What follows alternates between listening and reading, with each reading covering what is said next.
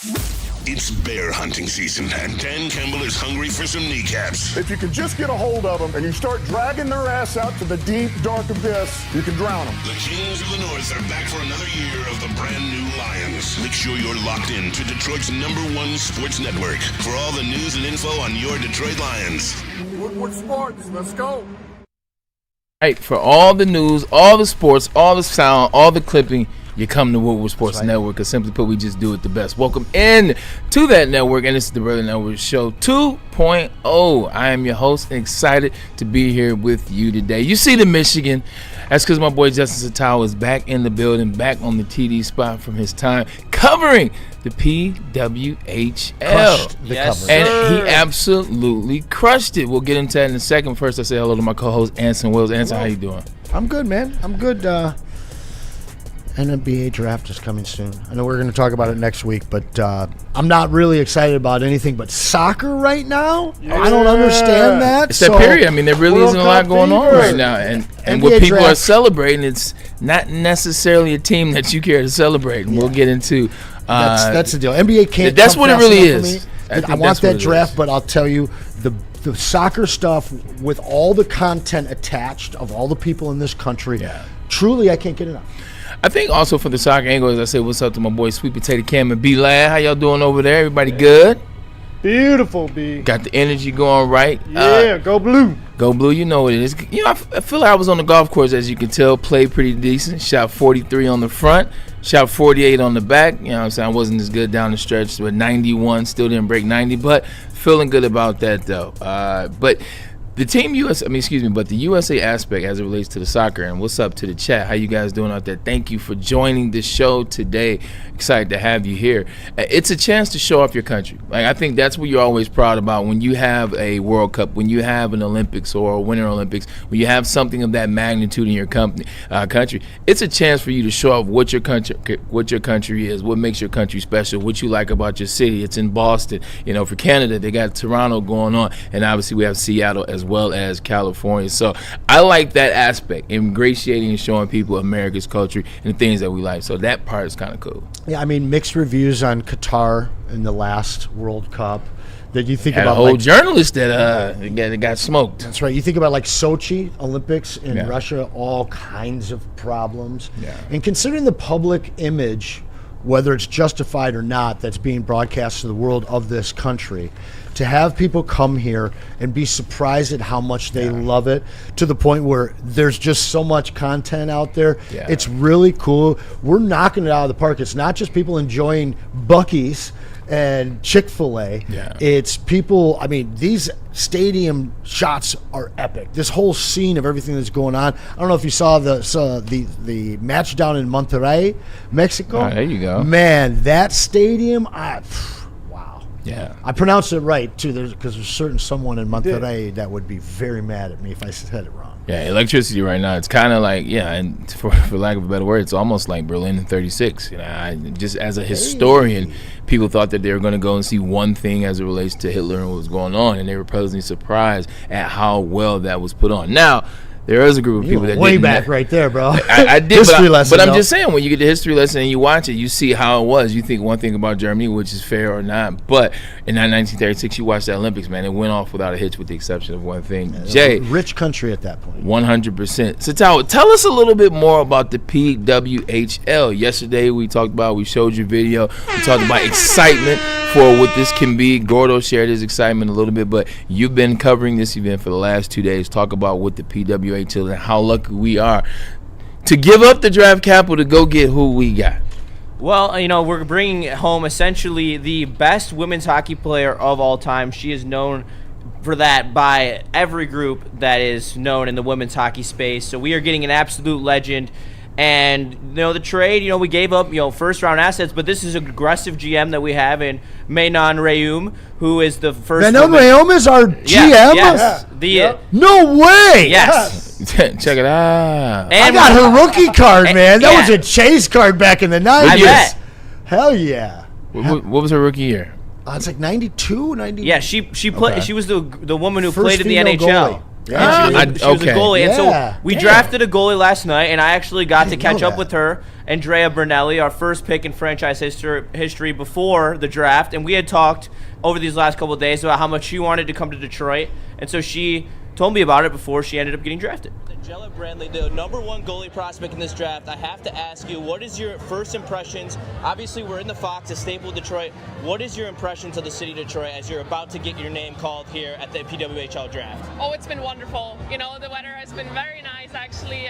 The people very welcoming. So it's straight up, it was an amazing experience so far.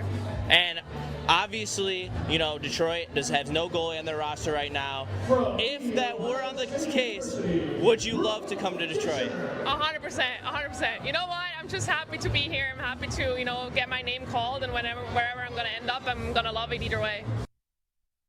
All in, I was all excited listening to her and listening to the accent and listening to what she was excited about with the PWHL and just as excitement. Then I happened to hear something terrible in the background. Did you hear the school that got called? Somebody Brooks from The Ohio State University. Boo, I couldn't focus on the rest of the video. No, I'm just joking. In all jokes, is it safe to say that the Detroit Blanks might be ahead of where the Detroit Red Wings are at this point? Oh, absolutely. I'm just saying. B, I'm telling you right now. That's a good analysis. The women's team will be competing for a championship next year. Really? And they will That's what be the one of Shock the best did. teams in the league. That's true. Because of the moves that they have made. They have 2 of the top 20 point scorers in the league. Sheesh. They just added a goaltender who played for the Swiss national team who had a .95 save percentage in the Olympics. Who the F is in their front office? Utterly Anson-Ra, man, she's cooking. He's and then we cooking brought for in the sure. greatest women's hockey player of all time, Hillary Knight. And I talked to some of the draft picks who played for this Team USA team, Caroline Harvey, Layla Edwards, and Abby Murphy. Hey. And those girls all told me about how it is the best move that Detroit could have possibly made to start their franchise, to bring in Hillary Knight, because she is such a great leader. She brought them all the way to the gold medal in the Olympics. So, really special, really great, and it was great time down there. They really run a tight ship, so I'm excited to do more with the PWHL, more stuff on Woodward Wings in the future. We're going to have the coach on next week, and then after that, we're going to have some more announcements. Hopefully, we're going to get some players down here as well to talk to and get in the mix. So, more exciting PWHL stuff to come. Definitely excited for this PWHL, man. One thing that the city of Detroit does well, I don't care what the sport is, people do show up and they do have a good time. You look at the USFL was here. You look at the UFL was here. You look at the Vipers. Hell, the Vipers competed at a high level. You talked about the Rockers yesterday. DCFC, like whatever you have here in Detroit, like even the hockey leagues in Flint and the semi-pro teams up in there in Grand Rapids, the following is major here in the state of Michigan when it comes to sports. All right, let's have some fun. Let's get some fun before we talk about Father's Day and what you guys are doing. Here's some fun. We have no name. One of the funnest things to do, and funnest is not a word, but we're going to go with it for now. One of the most fun things to do is come up with team names. Remember when the Washington football team was WFT forever? We were like, what's that team going to be? We help with that. And then also, too, there was the Utah, who are now, what is their name? Mammoth. The Utah Mammoth. We were part of that. Should have been the Yeti. I agree, and they couldn't get the rights from the mascot, which was, is it the Wild's mascot? Oh, I thought it was No, it's because of Yeti Coolers. It was because of Yeti Coolers. Yeti Coolers. Yeah. Well, we don't have that issue here at Woodward Sports. We can do what we want. So I'm going to throw out. Perfect time for the super chat. Michael Wary, $5, wants to know, because I told everybody the first super chat would get double spots on that prize wheel. Yeah. Braylon's going to hook you all up tomorrow. But 1,000%. Michael Wary, $5 super chat. When will the PWHL season start, and what is our team name? Do we have one? No, we do not, and that's why I have some names, and I'm going to list them down. You tell me what you think. Jay, you can tell us, when does the season start? Season starts in November. There you go. So we got a little while. Like a month after the Wings season starts. I thought it was January. Their first season didn't start until January, but they're still trying to figure things out. Now, they've expanded it. They've continued to expand it as they've expanded. How many games do you know? I do not know off the top of my head. No. Okay. All right. And they're probably going to add more because now it's 12 teams instead of 6. Here we go. Or instead of 8. Got a couple names. You tell me yeah or nay. All right. Here we go. The Detroit Torque. Nay. Do I get anything? Twerk? I'm saying. Okay. That's already that one I like. It's open to interpretation. Right. Ladies on like the that ice. one. Oh, you heard twerk? Okay. I don't think so. I don't All think they'd be down. No torque. I don't think any of those ladies are going to be twerking out there. All right. Detroit Shift. I like that. Okay. That's solid. I'll give you that one, B. We'll put a little check mark right there. Okay. The Detroit Ignition. Ooh, Didn't we already see, I have like one of that. those? I think we did. Let me look that up while you guys are all we'll, talking. we'll put a little minus by it, but it's not an X. All right, the Detroit Stingray. The Stingray. Oh, Okay. Oh, Maybe- Corvette. That's an O to Corvette. See what I did there. Okay, I was like, bro, we got no Stingrays in the See what I did there. We do. Shout out to Chevy. So, all right, we put a check, minus line. Check. I think that's check. We Okay, did that's have a the check. Detroit Ignition in the Extreme Ooh, I like Soccer team from 06, or Extreme Soccer League from 06 to 09. I like one that's in the chat as well. Oh, read it. And so Help us out. Jay in the chat, the Detroit Overdrive. Not bad. Okay, not bad. Play on the automotive industry as well. Sticking How with about that. the Detroit Backseat Drivers? No. Nah. The Detroit Pulse. Detroit Post? Pulse. Oh, Pulse. Pulse. Okay. Put Eh, an X no. that out. Detroit Sirens. Already, That's not bad. New York Sirens already exist. I tried to steal that one. Okay. The Detroit Soul. I dig that. That's fun. I do like that. Motown. I like that one a lot. Shout out Motown. Shout out to I do like that. Motown. That is Soul, the one for smooth. me. Get a little soul on the ice. Your soul in the sport. Okay. Check. Detroit Spice. No. I went with it. It's some last minute ish. I was throwing it together. Detroit Chargers? Because we have a few No. of those driving around. That is true. No, but it's more like Chargers it's than like a Stingray, no dog. yes. Like Chargers is such a synonymous name right now, and then it's synonymous with Literally, too. 65% of the vehicles on 8 Mile are Chargers. I wouldn't disagree. The Detroit Man, Marrows. you gotta watch. Head on a swivel on that street, The man. Detroit Reptiles probably. No. O'Brien 81 with a $2 super chat. Detroit Fire or the Detroit Devils? Detroit She Devils? Nah, because the Devils swept us in '95.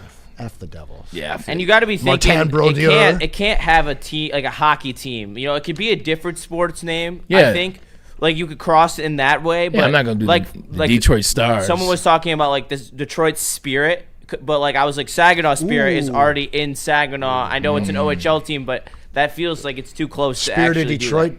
Yeah, You know, that was that's what it pretty was cool. a I play like off that. of. Yeah. Detroit Detroit. Supremes. Okay.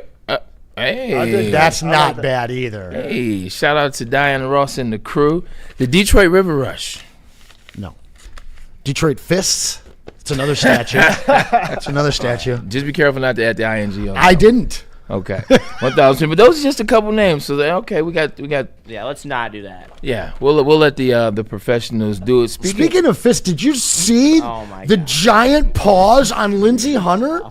That dude's hands are Lindsey- ginormous. One thing about basketball players, like it doesn't matter the height on a basketball player; they all have big hands. I think that's one of the things Bro, that comes. I to was being an NBA player. sitting there. I'm like, man, another thing. You're a hilarious guy. You know what?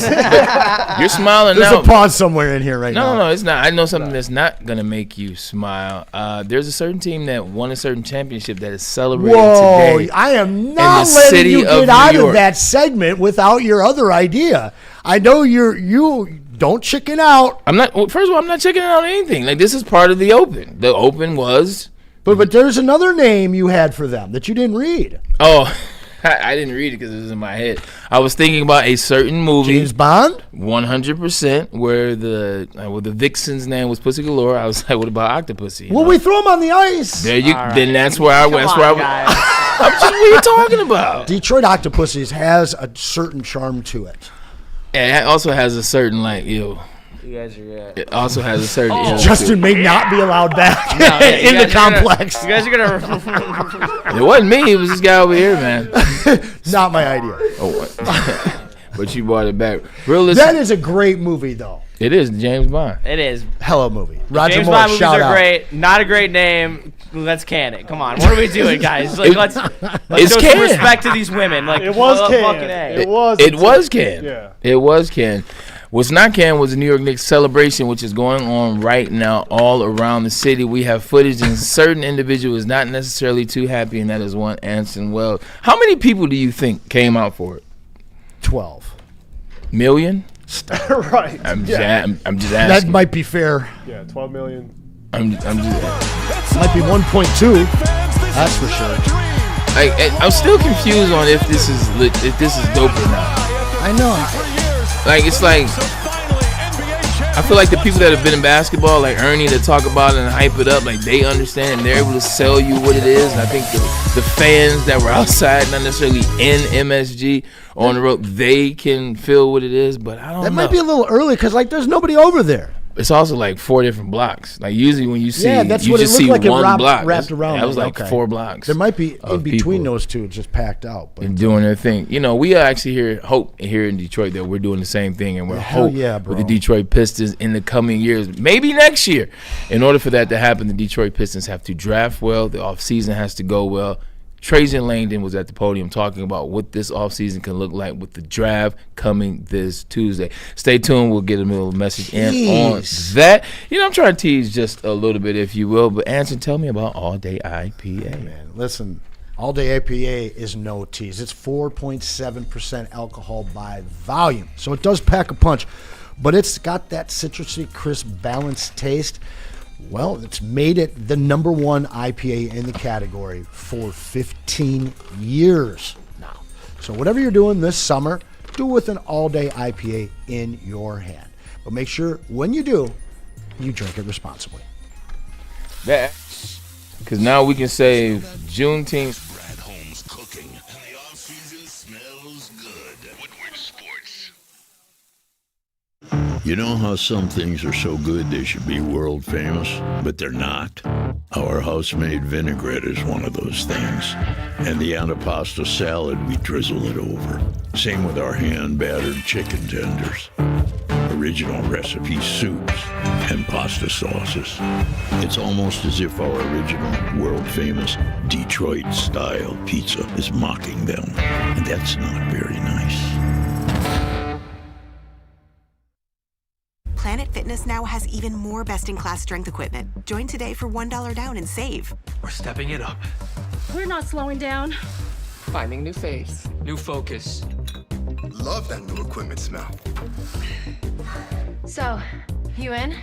Join the club today. Save when you join for just $1 down, $15 a month. Planet Fitness. We're all strong on this planet.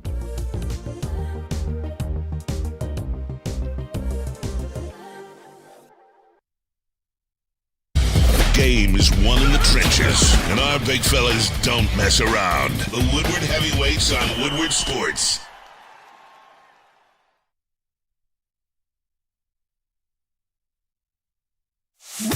It's bear hunting season, and Dan Campbell is hungry for some kneecaps. If you can just get a hold of them and you start dragging their ass out to the deep, dark abyss, you can drown them. The Kings of the North are back for another year of the brand new Lions. Make sure you're locked in to Detroit's #1 sports network for all the news and info on your Detroit Lions. Woodward Sports, let's go. Home buying season, guys. It's time to make that call. Get in touch with Chris and Chad over at Supreme Lending. They are the best in the business, and whether you're looking to upgrade your home, buying your first home, or you just want to refinance into a better mortgage, give them a call today. They're going to get you on the path to get you in the best situation possible. We're talking 0% down payment programs. And if you mention Woodward Sports, we will save you up to $500 off your home appraisal. So get in touch with Supreme Lending today. Yeah, you can blame Anson Wells for the joke that he did before we went to break. No, I'm just joking. I'm a grown man. We all played a little part in that. It was interesting to see what happened in Austin Powers movies, how they did a little ode to the name. Coming back. It was a lot of vagina, I think was the name. Yes. Yeah, well, you know they got number 4 coming out. He just released a Verizon movie. He's a commercial. He's been everywhere lately. I saw he did the Eddie Murphy. Oh, appreciate that. Appreciate that. The Eddie Murphy award that he got, the oh my God, Lifetime Achievement Award. He was up there and he presented as Shrek. Sweet. Like he had like the green ears on, presented as Shrek. He's also in the Michael Jackson movie. He plays the head of Sony. Okay. He plays the head of Sony. I haven't seen that. I gotta if catch you up will. with that. But the chat, they like the ideas, man. do. And welcome back to the do. show. The chat like the ideas of naming a team. Everybody wants to be in on the naming process. Tell me some of those names out of the chat, man. They do like the Detroit Soul. Okay. The Detroit Hemis, Detroit C10s, Goddesses, Buffies, the Hummingbirds, the Bummingsbirds, the Detroit Delight. Kind of fun. Detroit. Hoof Hearted actually likes the Hoof-hearted actually. Shout out to Double D. Oh, yeah. Shout out Double D. Delight. In fact, we will have Double D with us later today. Mr. Kool-Aid will be Shout on with us talking Trajen Langdon. Pistons. Detroit Buffies. Hoof-hearted Oh, loves. the Buffs. Yeah. Okay. I was a little slow on that one. Hoof-hearted loves Detroit She-Devils. John F. Lord, Detroit Downriver. Or Downriver Girls, That's what if you will. And I know River Rush wasn't it, but I was thinking something with river in it since it's off the river. The Riverettes, I don't know. But you got to say the name right. It's not Hoof-hearted. It's Hoof-hearted. Hoof-hearted. We also have the Detroit Hot Flashes, the Detroit Rump Shakers, the Detroit Detroiters. She Loves Me on Payday. I will not be reading that one. Detroit Blades, the Detroit Skating Crooners. Okay. Go back one. Okay. Blades. What if you drop the D and add a Z? Blades of Steel. But what if you drop the D and add a Z? The Detroit Blaze. Would they be right? I like that. The Blaze is about 3. It's a double, triple entendre, It really if you is, will. though. Yeah, the Detroit Blaze. I like that. Like it's a play on the speed. Oh, it's a play on the chronic, which is legal here. That's why I said drop the D. And add a Z. I got you. Okay. Yeah. I like the that. Detroit Blaze, if you will. This one's kind of fun. The Detroit Bootleggers, which a lot of people don't know about our rich Canada to Detroit history, the underground basically of transferring stuff over from there. Detroit Troopers, Detroit Corners. All right, and then PW should be the name Detroit Hustle, and a super chat coming in from somebody that just disappeared. Shout out Nitty Gritty. Yeah, we getting back into these shows. Detroit Hustle's not bad. We get back on some of the names a little bit later in the show. Let's get back on track with the Detroit Pistons and Trajen Langdon, who also share that building with LCA. A lot is expected out of the Pistons this offseason, whether it's the draft, whether it's the Trey Murphy move, or a move of similar note, if you will. They got to be better this offseason. Trajen Langdon actually talked about that pick, which is number 17 for the Detroit Pistons. Will they move back or will they move up? It's up to Trajen Langdon in that front office. Here you go. Go ahead and shoot. Trajen, big move at the deadline obviously was being able to move up to the 21st pick. I guess one, how do you view the depth of this draft, and then how much do you view being able to move up, helping you guys achieve the goals you have for this draft, getting the player you want? Yeah, no, I think we were fortunate, kind of where we landed in terms of that swap of picks. There was a chance that Minnesota hadn't played well, that we could have, we would have just stayed at where we were. But given the chances, we were able to, secure that 21st pick that we have and feel we're going to get a good player here.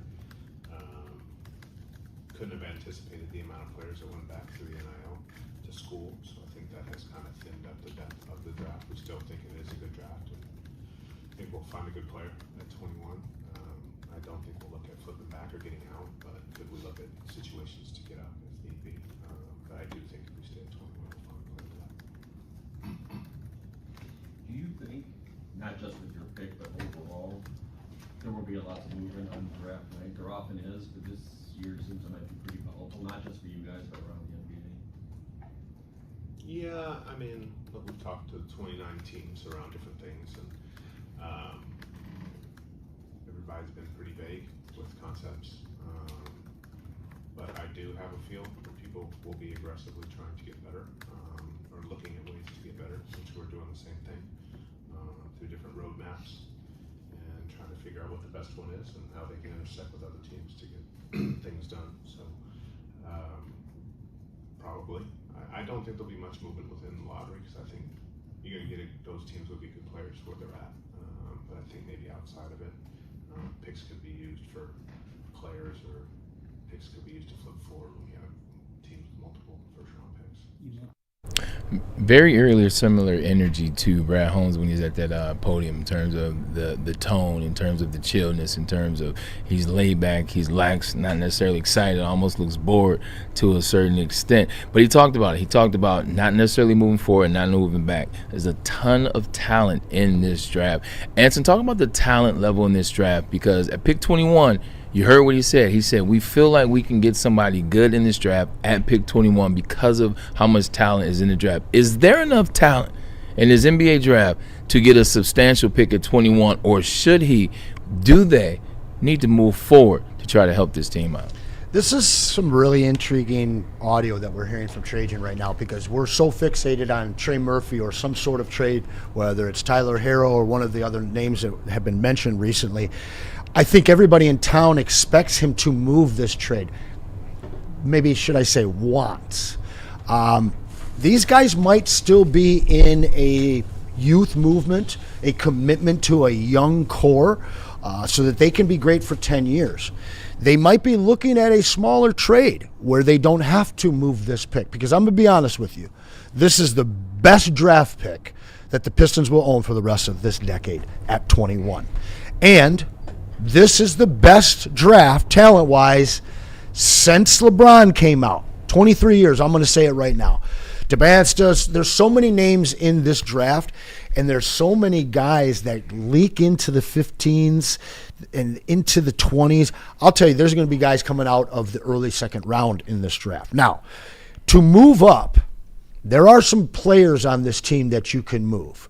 There are certainly so many prospects that you're going to see moving and slipping into those teen areas where if you're the Pistons, you have to be paying attention and you have to do your due diligence, because if that trade is there and you can land one of those players, you might be getting a guy that we all covet in town through a trade or through free agency, and you don't have to do anything but give up a little bit of capital, maybe a player to move up those 4-6 spots and land a fixture for this franchise moving forward.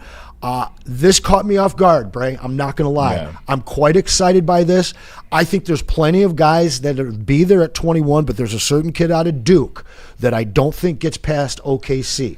And if the Pistons move up and are able to scoop him, that's a player that moves into this lineup real quick. Best draft since the 2003 draft, which hosted LeBron James, Chris Bosh, as well as Carmelo Anthony, Dwayne Wade, as well. Chris Kaman, don't sleep on him. 2018, yeah, Luka Doncic, Shai Gilgeous-Alexander, Jalen Brunson, Trae Young, Jaren Jackson Jr., Mikal Bridges, 2 champions in there, 3 actually. And then you look at 01 or 21, and that one's getting deep too. 2009, what about that one? 2009, you got Steph Curry, James Harden, Blake Griffin, DeMar DeRozan, Drew Holiday. Yeah. Oh, yeah. There's not many, because honestly, the last 20 years there's been some thin drafts, and it seems to it's either feast or famine. Some great years that you brought up there.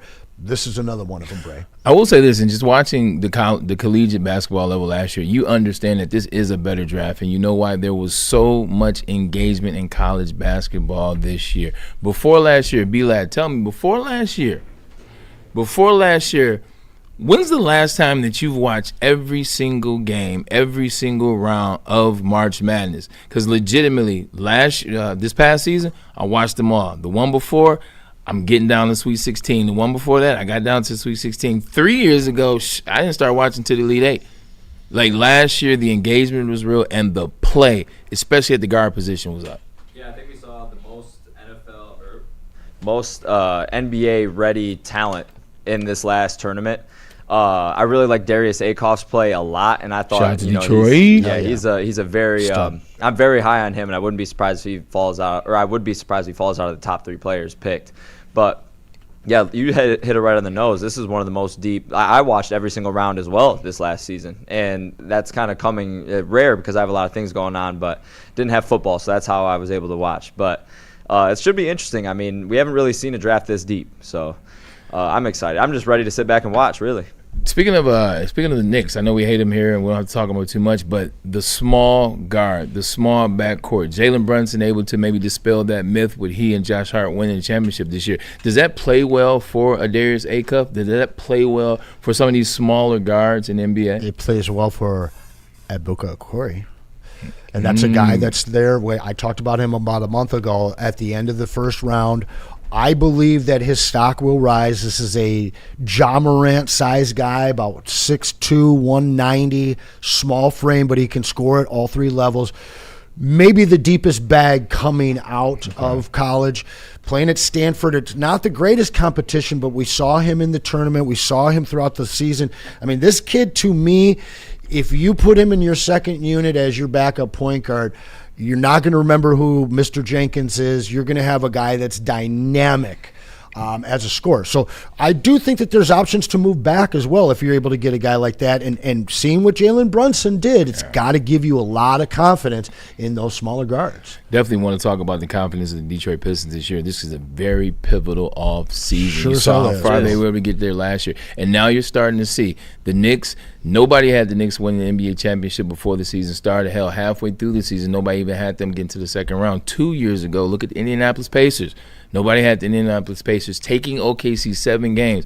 You can argue if Tyrese Halliburton doesn't get hurt, maybe Shai Gilgeous never wins. You just don't know. But the opportunities are there, and the time to strike is now. Let's get a quick commercial break. Let's stick with this. Want to get back to this. And also, we got your boy, Brandon, a.k.a. Kool-Aid Dent or Double D. If you know, you know. I definitely do not know. So, let's get a message in from Planet Fitness, and when we come back, more Pistons talk. It is the gym for you. It's a gym for everybody because there's no judgment here. Come on down, start your journey, continue, excel, do all the things because the gym is indeed clean. We understand at Planet Fitness that physical and mental health is very important, and they go hand in hand. That's why we want you to come to Planet Fitness and get your workout on, get your groove on. I see Kool-Aid coming. He's coming through the Planet Fitness door right now. Get your workout in. Do it at Planet Fitness because we're all strong on this planet. And that planet is you know what. The next generation of Detroit sports media is here. Crunch Time is back on Woodward Sports. Join Jeff Iafrate and Booner Monday through Friday, 11 a.m. to 1 p.m. Taking Detroit sports coverage to the next level with massive interviews, viral moments, and the best live reactions. Get ready, Detroit. The young guns are taking over. Crunch Time on Woodward Sports. It's game on at Art & Jake's. Wings, burgers, pizza, and ice-cold drinks served up with attention to detail. Wall-to-wall TVs, great service, and a vibe that keeps your crew coming back. Art & Jake's, a sports bar setting with a fine dining flavor.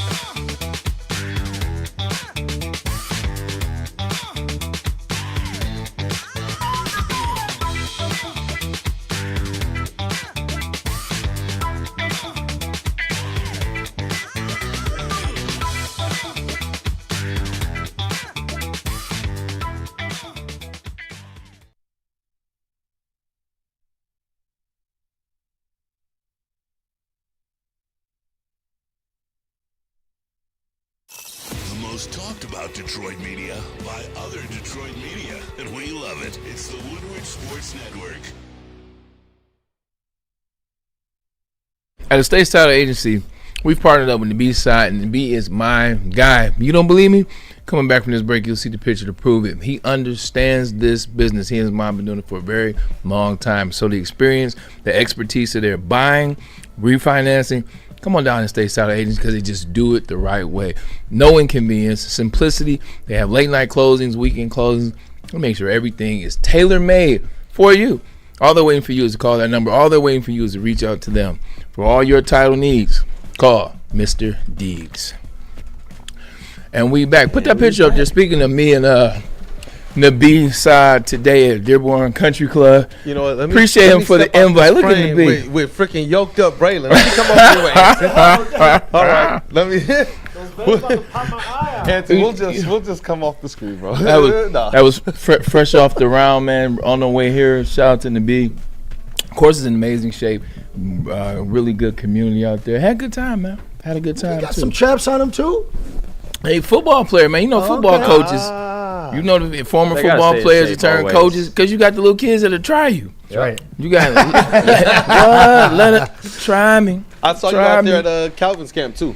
Like not just there, but actually there and helping the kids, coaching them off the lines, things like that. You know what? I appreciate Calvin for inviting me to the camp. Like, I hadn't been in a space in a while, I'll say, before 4 years ago, in terms of getting back into the camps and the kids and coaching and doing those things. 4 years ago, I was out there with Randy Moss and Torrey Holt, and just pouring into the kids, and it just comes out so natural because I remember the moments and sitting in Herman Morris camp or sitting in Jerome Bettis camp or sitting in the Reggie McKenzie camp and just taking in all that information, taking in all that knowledge. And realistically, this is what happens. Some kids, they sit in those rooms and they pay attention and they take the lessons and they take the teaching and they use it. Not everybody's going to the NFL. In fact, ain't everybody going to the NFL. No, probably maybe none of them are going to the NFL. But you don't have to go to the NFL to use that information that's given to you in those moments. Speaking of information, the information's come out. We're talking about Trajen Langdon, your guy, your squad, your team. Talking about their 21st pick and talking about the talent and how deep this draft is. Who's available at 21? Because that's the thing. If the draft is deep, if we're cool at 21, if this is the GM speak that we're gonna get, because no draft is 21 picks deep. I don't care. I saw the NCAA tournament. I saw how good the talent is. I know it's about a strong 12 in there. 21 players. What are we looking at the 21st pick? Yeah, definitely. And you know what? You're right. Sometimes it's not going to be 21 players there. But I do know this, it's also not 20 more teams smarter than the Pistons in front of them. And so they will get their opportunity to have a player. That's a bar. You know, this is what I'm hearing. People want Yaks. Yes. And there might be a chance for them to get a Yaks or Landerborg without even having to trade up. Now, Trajen Langdon at today's press conference, shout out to that man. It was dope. He was very open. He was very honest. He even shut down some rumors. But he he shut down some rumors about a former Piston. But he talked about what this draft means for them and that they are confident they're going to get a player at 21. They're very confident. Let me talk about that player real quick. Let's just get this out there. Let's just get this in the open, and let's just move past this. The name that continues to come up since last year's postseason loss to the New York Knicks in Game 6 was Malik Beasley. There you go. Malik Beasley is a name that comes up. Malik came up during the season. How many times last year? Every time the Pistons were in a crucial moment. No matter if they were doing good, no matter if they were on a 10-game run, legitimately they lose one game, here's Malik Beasley. They get to the playoffs, they almost lose two. Orlando? Here's Malik Beasley. What is the conversation? How did he dispel that myth so we can move forward? Yeah, so you guys know yesterday Malik Beasley was on Neon Stream and put out that his agent said that he'd been in contact with some NBA teams and things of that nature. Well, Trajen Langdon today was asked that point blank period, and he stated, no, I have not been in contact with Malik Beasley's agent. And this is where it gets funnier or weird or whatever. He says, and that's because Malik Beasley doesn't have an agent. That's what he said. Yeah, I see you, sweet. No, he's got an app. He says he does not have an agent right now. And then, naturally, what's going to be the follow-up? Well, then did you talk to Malik Beasley? He says, I have not had any conversations with Malik Beasley either. Yeah. And the thing that sucks about that, man, when you're in situations like that is information it's out there. Yeah. You can't make these conversations, you can't make these comments and think that information won't be tracked or you won't be cited or you won't be pulled back into it. So, unfortunately for him, this is the information out there about that answer. Yeah. And it's been the whole entire time, too, with Malik Beasley. What have we continued to hear from one side? That he's cleared. He's cleared. I've continued to try and report you guys that we're getting that he's not cleared, not by the NBA or by the feds. Yeah. And you're right. That's his side. And whoever this agent is. At this point, it's probably his brother or his mother or his somebody next to him. He probably don't have a certified agent right now. That phone. Because real talk, he's a commodity that you can't touch. Until you're cleared, you can't touch. So if I'm an agent, if I'm an attorney, if I'm legal representation, I can't waste time with you. One, I'm not collecting money because he's not paying anybody. And then two, what are we doing? I'm legitimately speaking for you, behalf of you. Hey, he's in shape. He's doing well. Not cleared yet, but, this is what we're doing. You know who else is in shape? Talk to me. Antonio Brown. Hey. Okay, and he was a hell of a lot better than Beasley on his best day. Okay, I mean, listen. For the fan base that's ready to trade anything and everybody for these big names, y'all certainly have an affinity to guys that couldn't catch a ball at the end of a game. much less shoot it. All right? The fascination with Malik Beasley has to end. Shame on whoever put this story out, because Beasley got excited. What? He woke up hyped today over that tweet. He put it out. And the fact is, his squad. You got that. And the fact is it gets to the point where you've got to address it at a presser. I mean, this guy's been out of this team for a year. He's been out of basketball for a year. And to your point, he's not reinstated. There's not even a discussion or an update. What are we doing? RTD would say. Just real quick, bro. Do you know, to be in that Trajen Langdon press conference, year 5, going into year 6, I consider that a privileged place. And we're hearing breaking news of him dispelling a rumor. And the freaking first face that pops into my mind as soon as he says that is you. I was like, Anson is going to love this news. Yeah, man. I do. Don't bring back Jamal Williams. Don't bring back Malik Beasley. Come on. Yeah, what are we doing? That Jamal Williams one was real interesting, man. People were holding on to him, and I actually was one of the individuals that was I wouldn't necessarily get rid of him. I would find a way to negotiate a fee because we knew he wasn't going to be the starting running back. But you're talking about somebody that brought 18 touchdowns and somebody that legitimately, once you get inside the 10-yard line and in the culture, that's fact. But they were able to move on from him. Joik would have had 22. Shout out. Joik Bill. Joik would have eaten in that offense. Let's be real, man. Shout out Yeah. He would have eaten in that Real offense. Detroit hero. Definitely doesn't look like he missed a meal. I would tell you that. How about we do this? Let's stick with the Pistons, because there's also another angle that I want to talk about, and I want to talk about it with you. It's you might have dispelled some other rumors too.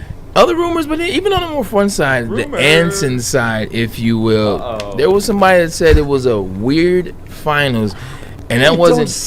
And it wasn't just Anson that said that. We'll take a quick commercial break. In fact, let me tell you about Black Rock. Black Rock Bar and Grill is a top rock experience. They are a sizzle above the rest, and this is what they do. The price points on Tuesdays and Thursdays are the day that they have their daily deals. This is where you want to go. This is where you want to be, because the people also are engaging. And now they're all about the event space, whether it's grad coming or whether they're grad parties, prom parties, whether they're watch parties, whether anytime you want to get together with your family, your friends, your coworkers, your jobbers, and just celebrate, relax, and chill and enjoy it, do it at Black Rock Bar and Grill. Like I said, they're a sizzle above the rest.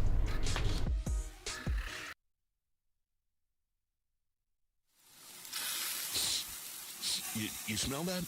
That's Brad Holmes cooking. And the off-season smells good. Woodward Sports.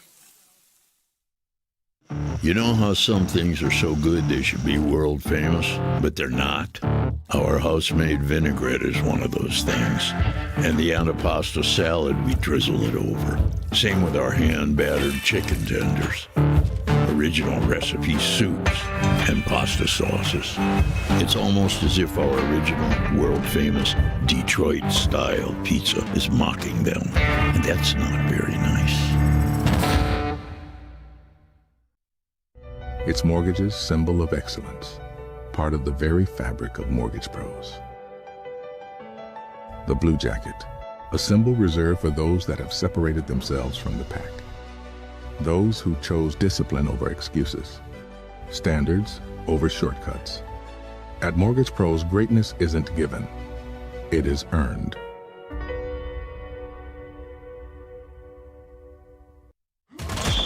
The Super Bowl parade in Detroit will be one for the record books. Detroit just does it different. Woodward Sports, your official Super Bowl or Bust Lions network.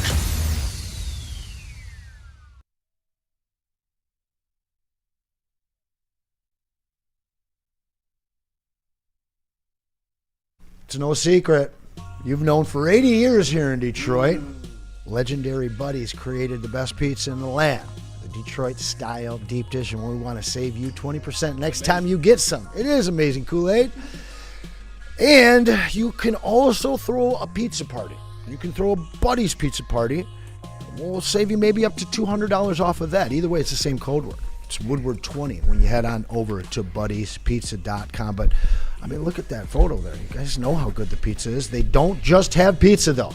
They got a lot of other amazing things on their menu, and you can check them all out at buddiespizza.com. And we back. Hey, I was waiting for it. There it is. I know, I love that. Familiar sound for all you people out there. And we back. And we are.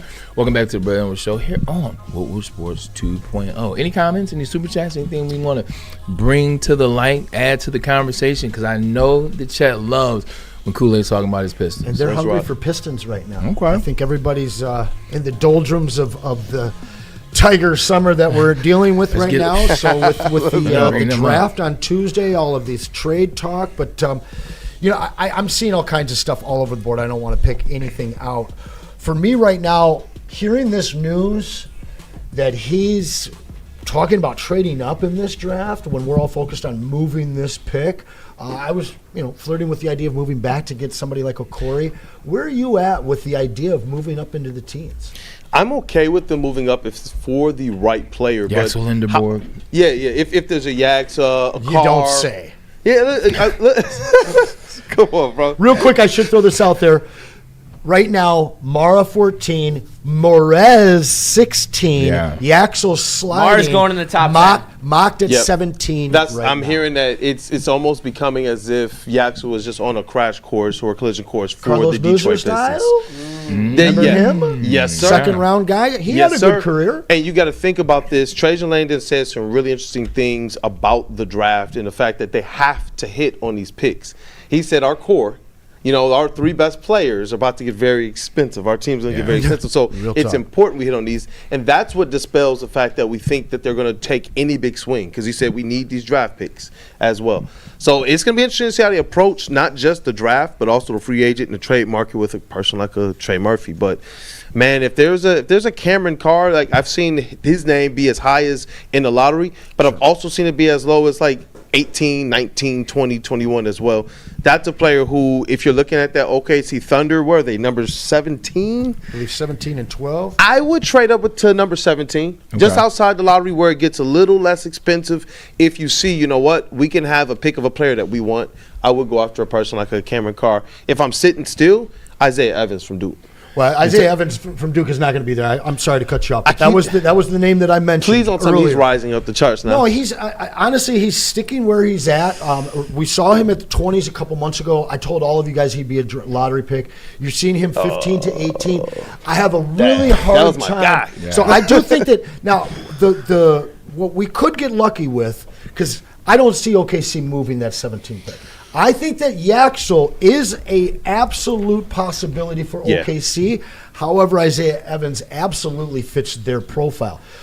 One of those two guys could very well get to 18.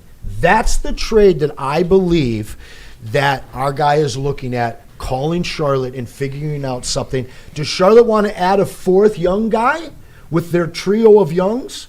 Or do they want that Tobias Harris? I'm not saying that's the trade, but a Tobias Harris type veteran, maybe something the Pistons can offer with some future draft capital, where the Pistons move up to 18 and they do get one of those two players. I think twofold. I think one, Charlotte ain't fucking with Detroit. Yeah, like that is what it is. Like their front office is gonna feed off the energy that you got out of the basketball team, out of the coaches, and what they were back and forth. They're not rocking with Charlotte, and I think Charlotte. I don't think they want another young stud to add to this. I think they need that leadership, but not a Tobias Harris, somebody that's year 14, 15, 16. I think they're looking for somebody that's year 9 through 12. Yes. They can come in and really provide that 100%. Leadership, as well as somebody that can still play. And I'm not sure we have that guy in trade form, to be honest with you. Wherever the Pistons pick up, it better be somebody, and we talked about this, that can play both ways. And I'm not talking about somebody that you can give some offense when you're on the fast break and things of that, man. I'm talking about somebody to get out there, get their own basket, create their own shot, and then also play defense on the other side.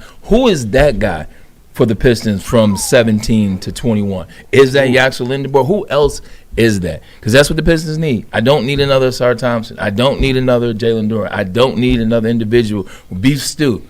Pistons don't need that. The reason why this pick is so important is this player is going to be a core piece, and this player is going to help what you can do in the future. And that future is this year. It ain't 2028. And that's where, you know what, if there's a way to get a player like a Cameron Carr, I think that he might be one of your outliers outside of some of the names that we've heard.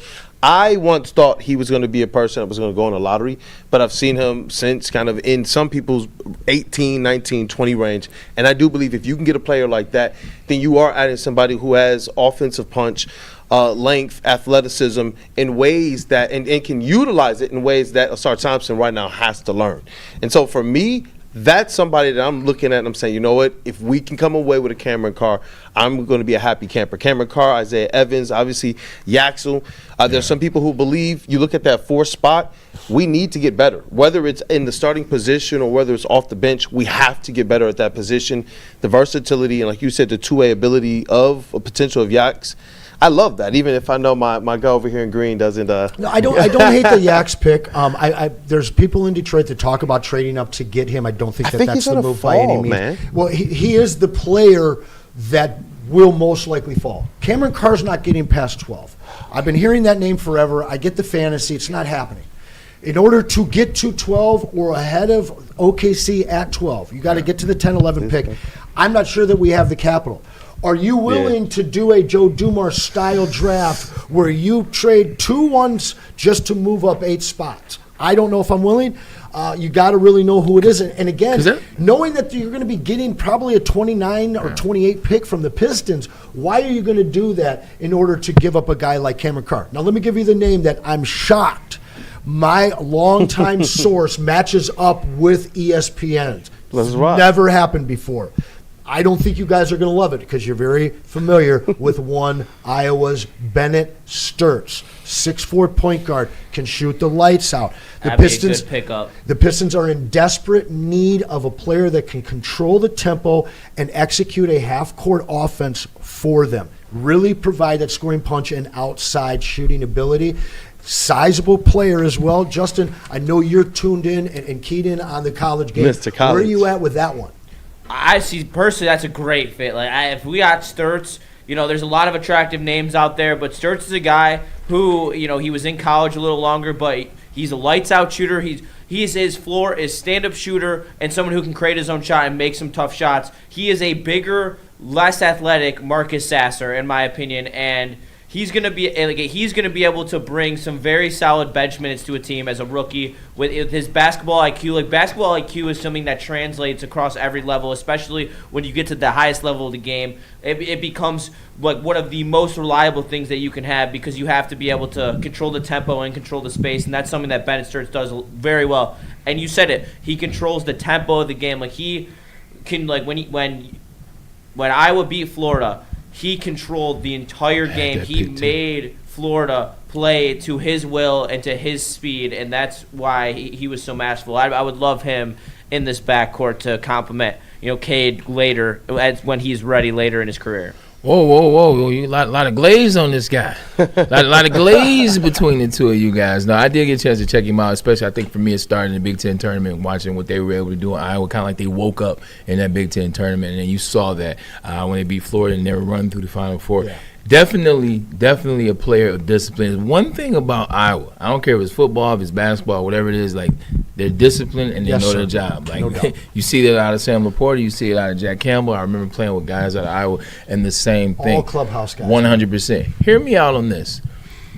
Getting out of the draft for a second, getting back into moves and free agencies and moves that we're in an era where they give up first rounders like it's candy. Here's 4 first rounders for you. Here's 5 first rounders for you. Here's 3 first rounders for you. I keep hearing 4 first rounders, nothing less than 3 for a Trey Murphy. Mm-hmm. Why risk 4 first rounders for an individual that's not coming in, dropping 30, and then doing all the things? 4 first rounders sounds egregious. It sounds crazy for the name Trey Murphy. Even 3. Hell yeah, even 3. 2, I'm that's where it is. But I don't know what I don't know. In basketball, it's a little different. I think Rudy Gobert started that 4 first rounders, that's too much, or am I wrong? I'm going to say I believe that even 3 is crazy, but it feels like that's where the market has just gone for these types of trades. And Trajen Langdon, I think that he believes it might be a little, if not crazy, at least hampering to what their plans are supposed to be for the Detroit Pistons going forward. He did push back on the notion of them trading multiple first-round picks to try and swing a deal. He didn't say that they won't explore deals. He didn't say that they won't make a trade, but he did say that he values having those picks and that he doesn't foresee the Detroit Pistons trading multiple of those. So I don't foresee him playing in this kind of new era of it. And it was a clip as well where he pushed back on the notion even of someone asked, so are the Knicks now an organization that you kind of model after or whatnot? And he said, maybe, but when you look at them, they're uniquely built. They have not one drafted player on their core. Yeah, they're uniquely where built. This is our core. They're uniquely built and they're uniquely helped. So I wouldn't try to necessarily make that the model. So it's important for them to keep their draft picks because Trajen said, we have drafted our team. Our core are drafted players. So it is important for us to do that. He didn't. This guy. My man's 0 for 1. Yeah. My man is badly 0 for 1. I mean, listen, it's Ron Holland. But at the end of it, listen, the peasants finished the bubonic plague by trading 5 draft picks for Mikal Bridges. A move that I laughed at, that I criticized, and they're still the most fraudulent champion outside of a bubble that I've seen in my lifetime.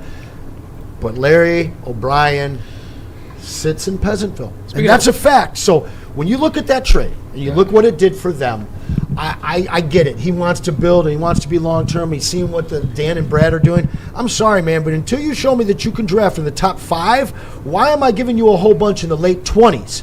Go get Trey Murphy. You talk about the finals. I want to ask you about that. Somebody said that the finals were a little bit weird. Before we play that, what do you think about the finals? Now that it's over, now that you've had time to decompress, now that you've had time to, whether you hate the Knicks or don't like the Knicks or blah, blah, blah, now that it's over, what do you think about the finals? Yeah, as soon as I saw what the finals matchup was going to be, I remember we came on here, Woodward to Main Street, and I told the crew the Knicks are winning this final series. And then we talked about it on here too. Jalen Brunson, and I didn't want to have to give him this type of credit because I wanted the Pistons to handle their own business. But Jalen Brunson stepped up and he showed out the entire playoffs. He refused to be stopped. And to me, when you listen to Trajen, he did say this was a very weird finals. And he said, honestly, my only takeaway was Jalen Brunson. The big game ability and putting the team on his back and willing them to the thing. And then getting to talk to Isaiah Thomas as well. He talked about Jalen Brunson too. They believe that Jalen Brunson might be now the face of the league after knocking off Wemby. After SGA came up short. After Kay Cunningham came up short. After Ant-Man came up short. They're believing that it rests in the hands of a Jalen Brunson right now. So I have to give them all credit. When you look at what they did, we all laughed at some of the moves. We all have taken a shot or 2 or 50 at Cat, and I didn't think that half of these players would be champions, but it shows from the top, from Jalen Brunson signing the deal early and leaving $113 million on the table.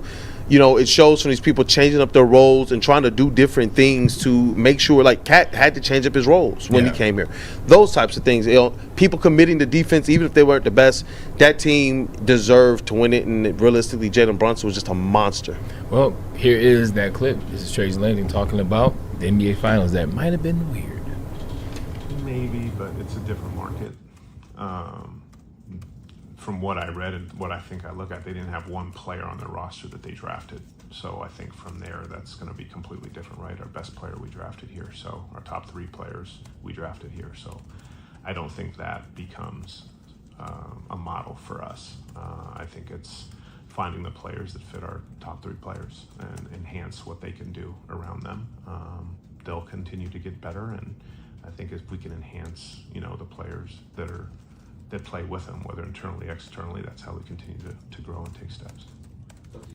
Yeah, what Trajen Langdon is trying to say, what he doesn't want to say, what he can say realistically, is that this is a model that you can't follow. And the reason why you can't follow that model, you're not going to go get you're not going to go get a player and bring him to a team that his father's on the coaching staff, that his godfather's the GM, that he has all the say in the world, that you're going to give all the money that he wants to throw at this situation. You're going to bring Cat in, do that. You're going to give up 5 picks for Mikal Bridges, and get lucky with OG Anunoby. Two things can be true. I can give a lot of you got a head. The OG one. You got a head coach that was the 7th hire.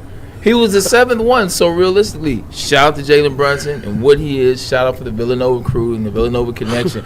But that situation is skill and luck at the same damn time. And that's why, because there's a lot of people out there right now. After the Knicks won the championship, then instantly you got to go and say, Boston, is Trey Murphy. OKC, these are models to build after, not necessarily, not what the Knicks do. And I agree, because then you're instantly, what are people saying? What am I seeing some Pistons fans out there saying?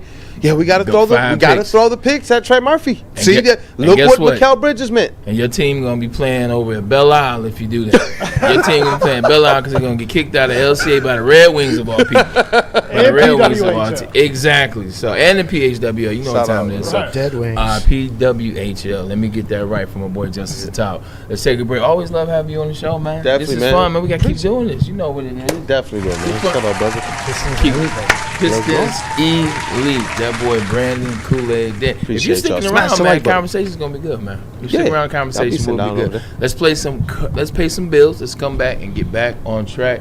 How about we get a message in from Supreme Linden? Is that where we're at? How about Thrive? I always skip Thrive. Absolutely there, Juice. Put down that afternoon coffee, and it's time to upgrade your game with Thrive Energy pouches. This ain't yo daddy's dip. It's tobacco-free, nicotine-free, mental powerhouse, packing smart caffeine, no jitters, no crash, zero bloating. Thrive can be found online at dipstop.com. Remember to use that promo code WSN for 15% off your entire order. Found exclusively at all Market Fresh and Market Square locations. Thrive Clean Energy. They flip and work, y'all. Most talked about Detroit media by other Detroit media, and we love it. It's the Woodward Sports Network.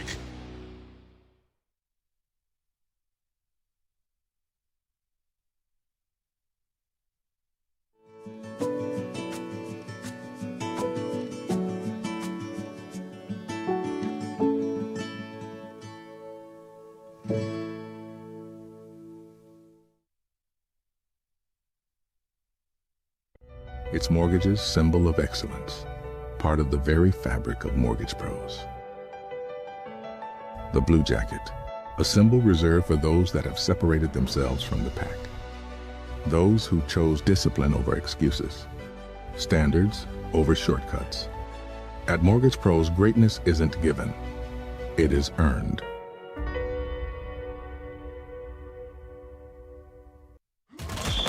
The Super Bowl parade in Detroit will be one for the record books. Detroit just does it different. Woodward Sports, your official Super Bowl or Bust Lions network. You know what time it is? It is the Water Hazard by Founders Brewing Company. It took them 15 years, but now they have vodka in a can. Citrusy, refreshing. This is the drink for you. It's only 5% ABV. So you can drink this, you can enjoy it, you can chill, enjoy your summer. Doesn't matter if you're in the backyard, doesn't matter if you're on the golf course. Father's Day is coming up. How about you get one of those for Father's Day? Water Hazard by Founders. And we are back. I always love having Kool-Aid on, man. Speaking of that, everybody remember that this weekend is Father's Day weekend? I did not until you told me. Yeah, I have a sick gift for my dad. Yeah? Okay. I would tell you to mention it, but I know he watches the show. So no, he's watching. I can't tell. I can't want tell you you to put him guys. on blast. I'm glad you got Pops a gift. I'm glad it was already thought put into it. You already have it. You're locked and loaded. Because I feel like for Mother's Day, I feel like we know 2 months in advance. Women have booked the date. They know what they want to do. They set it up. They send the bill. They send everything for men to do. Everything is structured. It's set up. For Father's Day, it's like, oh, that's this weekend? Oh, what's everybody doing for Father's Day? Anybody got anything good going on? Not everybody speak at once. Jesus Christ, why everybody so quiet? You know, cookout. Damn, the fathers don't get no love? My old man's going to be with the talent. Sheesh. He's going to be with the talent. It's like pulling teeth. That's his day, man. He's okay. With the talent. Younger talent. Much younger. Shout out to the yoga instructor. 29. 29 years younger. Shout out to the, Shout out. Hey, yes, sir. Real flexible. On Friday after the show tomorrow, I'm a head up north for a couple of days, see my dad. I'll be back on Monday for the show. There we go. But I'm going to go up there for 2 days, hang out with my dad. My sister's going to come up on Saturday, and so Saturday and Sunday she'll be up there. And then I'll leave at like 6 a.m. on Monday to make sure I'm back here in time for the work day. There we go. I should have asked Double D why he was standing at the desk. You know what I'm saying? Well, he's a father of 10. I should have I should have asked. It's 11, isn't it? I should have asked Super Dad. Phillip Rivers over there. No pass. no pull-out game. Yeah. Terrible. Tomorrow, man, what is it, Saturday? Kool-Aid Rivers. I'm going to just kill two birds with one stone, man. Saturday, we're doing a little barbecue, a little pool party on Saturday, so I get a chance to have dad over there, stepdad over there, brother-in-law be over there, and we'll barbecue, we'll chill, kick it, and that way Sunday, I can just sit, kick my feet up, and watch the U.S. Open as well as World Cup all day. So my Sunday is going to be electric. Speaking of which, there will be a game starting tomorrow during our broadcast, so I'm sure we'll have some fun with that. Ooh, 3 o'clock. Is that USA versus Australia? AA. Shout The out. kangaroos going down. Shrimp on the barbie. On the barbie. All right. Switching gears, shifting gears, if you will. Let's jump into the NFL for a second. Okay. Real quick, I got to throw out Detroit Does. Detroit Does. For the girls. The team names? Not terrible. I know they're not gonna use it, but female deer plus the what up doe angle. But yeah, let's get in an NFL. It's just like the Buffies. I like the Buffies. It was just like the Buffies. I like the Buffies. Little joint on that, if you will. Dough? The dough? Y'all trying to figure that one out? Kool-Aid was figuring out over there. Let's talk about the Lions a little bit, man. Yeah. I feel like we were doing some good content on them. A lot of good sound out of Allen Park this week. We've been talking about the offense so much. Got to talk about that defense. The defense is what's going to predicate how good this team is this year. You're looking to see what the offensive line. You're looking to see what that defensive line can be with the addition of Derrick Moore and now Aleem being healthy in a year 2 for Tyleek Williams. But it's also about that secondary. The secondary has been one of the issues for a long time here in Detroit. Now you have who you believe is going to be good, whether it's DJ Reed, you have Keith Abney Jr., you bring in Roger McCrary, you may get Brian Branch back sooner than you think. But what's Terrion Arnold going to be? 2 years ago, they drafted him at pick 22? Pick 22 to come here and make some noise. Is he ready this year? Here's Terrion Arnold's sound right now. Do you feel like in some ways a third year in the NFL is a make or break year for a player, especially a highly drafted player? Nah. I would say that's kind of like the narrative that like the media puts on it. But like for me, I feel like every year is a make or break year. And then just like when you go out there and you have to perform under pressure, have certain circumstances, players grow every year. So when I go out there and play, like I don't treat it almost as far as it's a make or break year. Like every game is a win or lose game. Every play, every down, like it means something. So like when I go in there, I just treat it as far as every day will be like a make or break day. And like Chuck Clark, he actually said something that was very meaningful. Like the term is always you want to stack days, but you should like reframe that narrative as stack meaningful days. Like my uncle always told me, like when I lay down at night, do I want to save this day or delete this day? So like my goal is just go out there and save as many days as possible. It's not a make or break year. Low-key like that answer.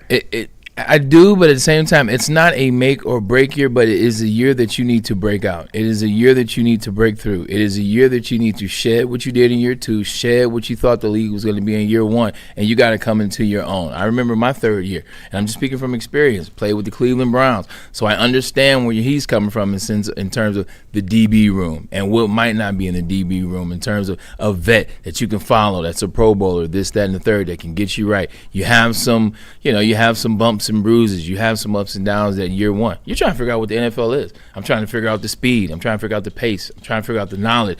That leads you to year 2. Year 2, you got to be better than you were in year 1. But when you have injuries, it tends to hamper your year. It tends to not let you get consistent. It tends to not let you get into a rhythm. That year 3, there can't be anything. Year 3 is the year I went to the Pro Bowl. Year 3 is not the excuse year. Year 3 is not the injury year. Year 3 is not the who's not on the team. You've been here long enough. You understand the speed of the NFL. You understand the intelligence of the NFL. Year 3 is where you got to make out and you got to break out, B-Lad. Yeah, 100% right on that aspect. And I think Terrion knows that there's some buzz around in the fan base and especially with the community thinking that those first 2 years were trash. 1,000%. And he knows that. And that's what he's talking about when he's talking about how Chuck Clark, which I like how he mentioned, another veteran in the room. Chuck Clark mentioned reframing that the phrase stacking days with meaningful days. These are little mental things that even players at any level can kind of like attribute to their lifestyle and stuff like that. They can go a long way. So I like how he was talking about he's treating every day as a day that he can keep instead of delete, like his, he's took his words from his uncle or relative or wherever he was talking about there. But now he knows that if he doesn't have a good year this year, he's going to be on the hot seat, and there's going to be more talks of maybe him not being on a team anymore, or something's going to go on. But he definitely knows, which is a good thing, because if you're failing and you don't know, then there's a problem. So at least he treats it as like he knows, and this is one of his main priorities going forward, which is a big step in growth off the field too. I think he needs to grow up and realize that this is a make or break year. I love the fact that you said that he needs to break out. He doesn't have to break out and be a Pro Bowler. No. But he has to break out and be our cornerback number one. All right? And there's some serious parallels between another former teammate of his in Alabama going into his next season, just like J-Mo was facing all of this stuff that was off the field. All right? There was mixed. Everybody in Detroit was split on J-Mo. You either loved him or you thought he was a distraction down at Nicky's. All right, and now you got the same deal down south. We don't know what the deal is. We don't know whether he's tied in or not. And all we've had all offseason is questions. And so those are lingering around him right now. Beyond, are you the number one cornerback on this team? So he's got a lot. I mean, he had that whole offseason scandal too. With that's what I'm talking about down in Florida. He's being cryptic. But it's the same thing like J-Mo. He's coming into this next year. What's his third year, right? Yeah. Just like J-Mo going into his third year. What did J-Mo do? He cut out all the chatter, no extracurriculars. Right. He had no problems, and he broke out. It took until the Laporta injury, but he absolutely broke out. For sure. And so this is the exact same situation in the exact same year from a guy with the exact same alma mater. And I'm sorry, Terrion, I love you. I believe in you. But if you think this isn't a make or break season for you, you haven't been paying attention to the news. Yeah, realistically, so right. No, he is. But when you think about Terrion Arnold, you think about talking about needing to be better, talking about how J-Mo was able to take that leap, how he got better. You know who J-Mo has in front of him? He had veterans that did it the right way. He could watch Amon-Ra St. Brown. He could watch Khalif Raymond. He could watch the Tim Patricks, if you will. He could watch who was here before Tim Patrick. Josh Reynolds. Josh Reynolds. These are guys that did it the right way. They were in the classroom. They stayed together. Khalif Raymond was one of the biggest leaders that you had here, very silently. So that's what Terrion Arnold is looking at. You're very right. As it relates to the breakout side of things, we now know what he is. You have a gauge. Even you at home, you watching the film, you watch the Lions, you have a gauge. You don't think he's going to be Jalen Ramsey. We don't think that he's going to be one of those individuals that's going to be top 5. But to your point, rely on him. You still can be an individual that can be relied upon. You still can be an individual that can make this team better. How you make the team better is additions to the team. And this year the Detroit Lions have brought in other players around it, adding additions. And now that you have some additions, whether it's Roger McCreary, whether it's Damone Clark, whether it's some of the players that you brought in, Derrick Moore through the draft, I think you will be a better team on defense. Here's Terrion Arnold talking about some of those additions to the squad. With all the offseason noise, how do you feel like you've grown as a person? I feel like I've grown as a person just because when you have to sit back and you just look at everything, you just be quiet, like sometimes silence is like the best answer to everything. And it's like a growth as far as being a man and a growth as far as being a player. But you're not big on silence, are you? You do like to talk. Nah, I mean, I feel like with me, like it's a time and a place. But like I'm confident. Like I ain't never gonna like hold my tongue for nobody. Like it's a time and a place. And even as far as us athletes starting to speak up, like it's always a time and a place and a situation for everything. Some things are better left to address. Some things are better left unsaid.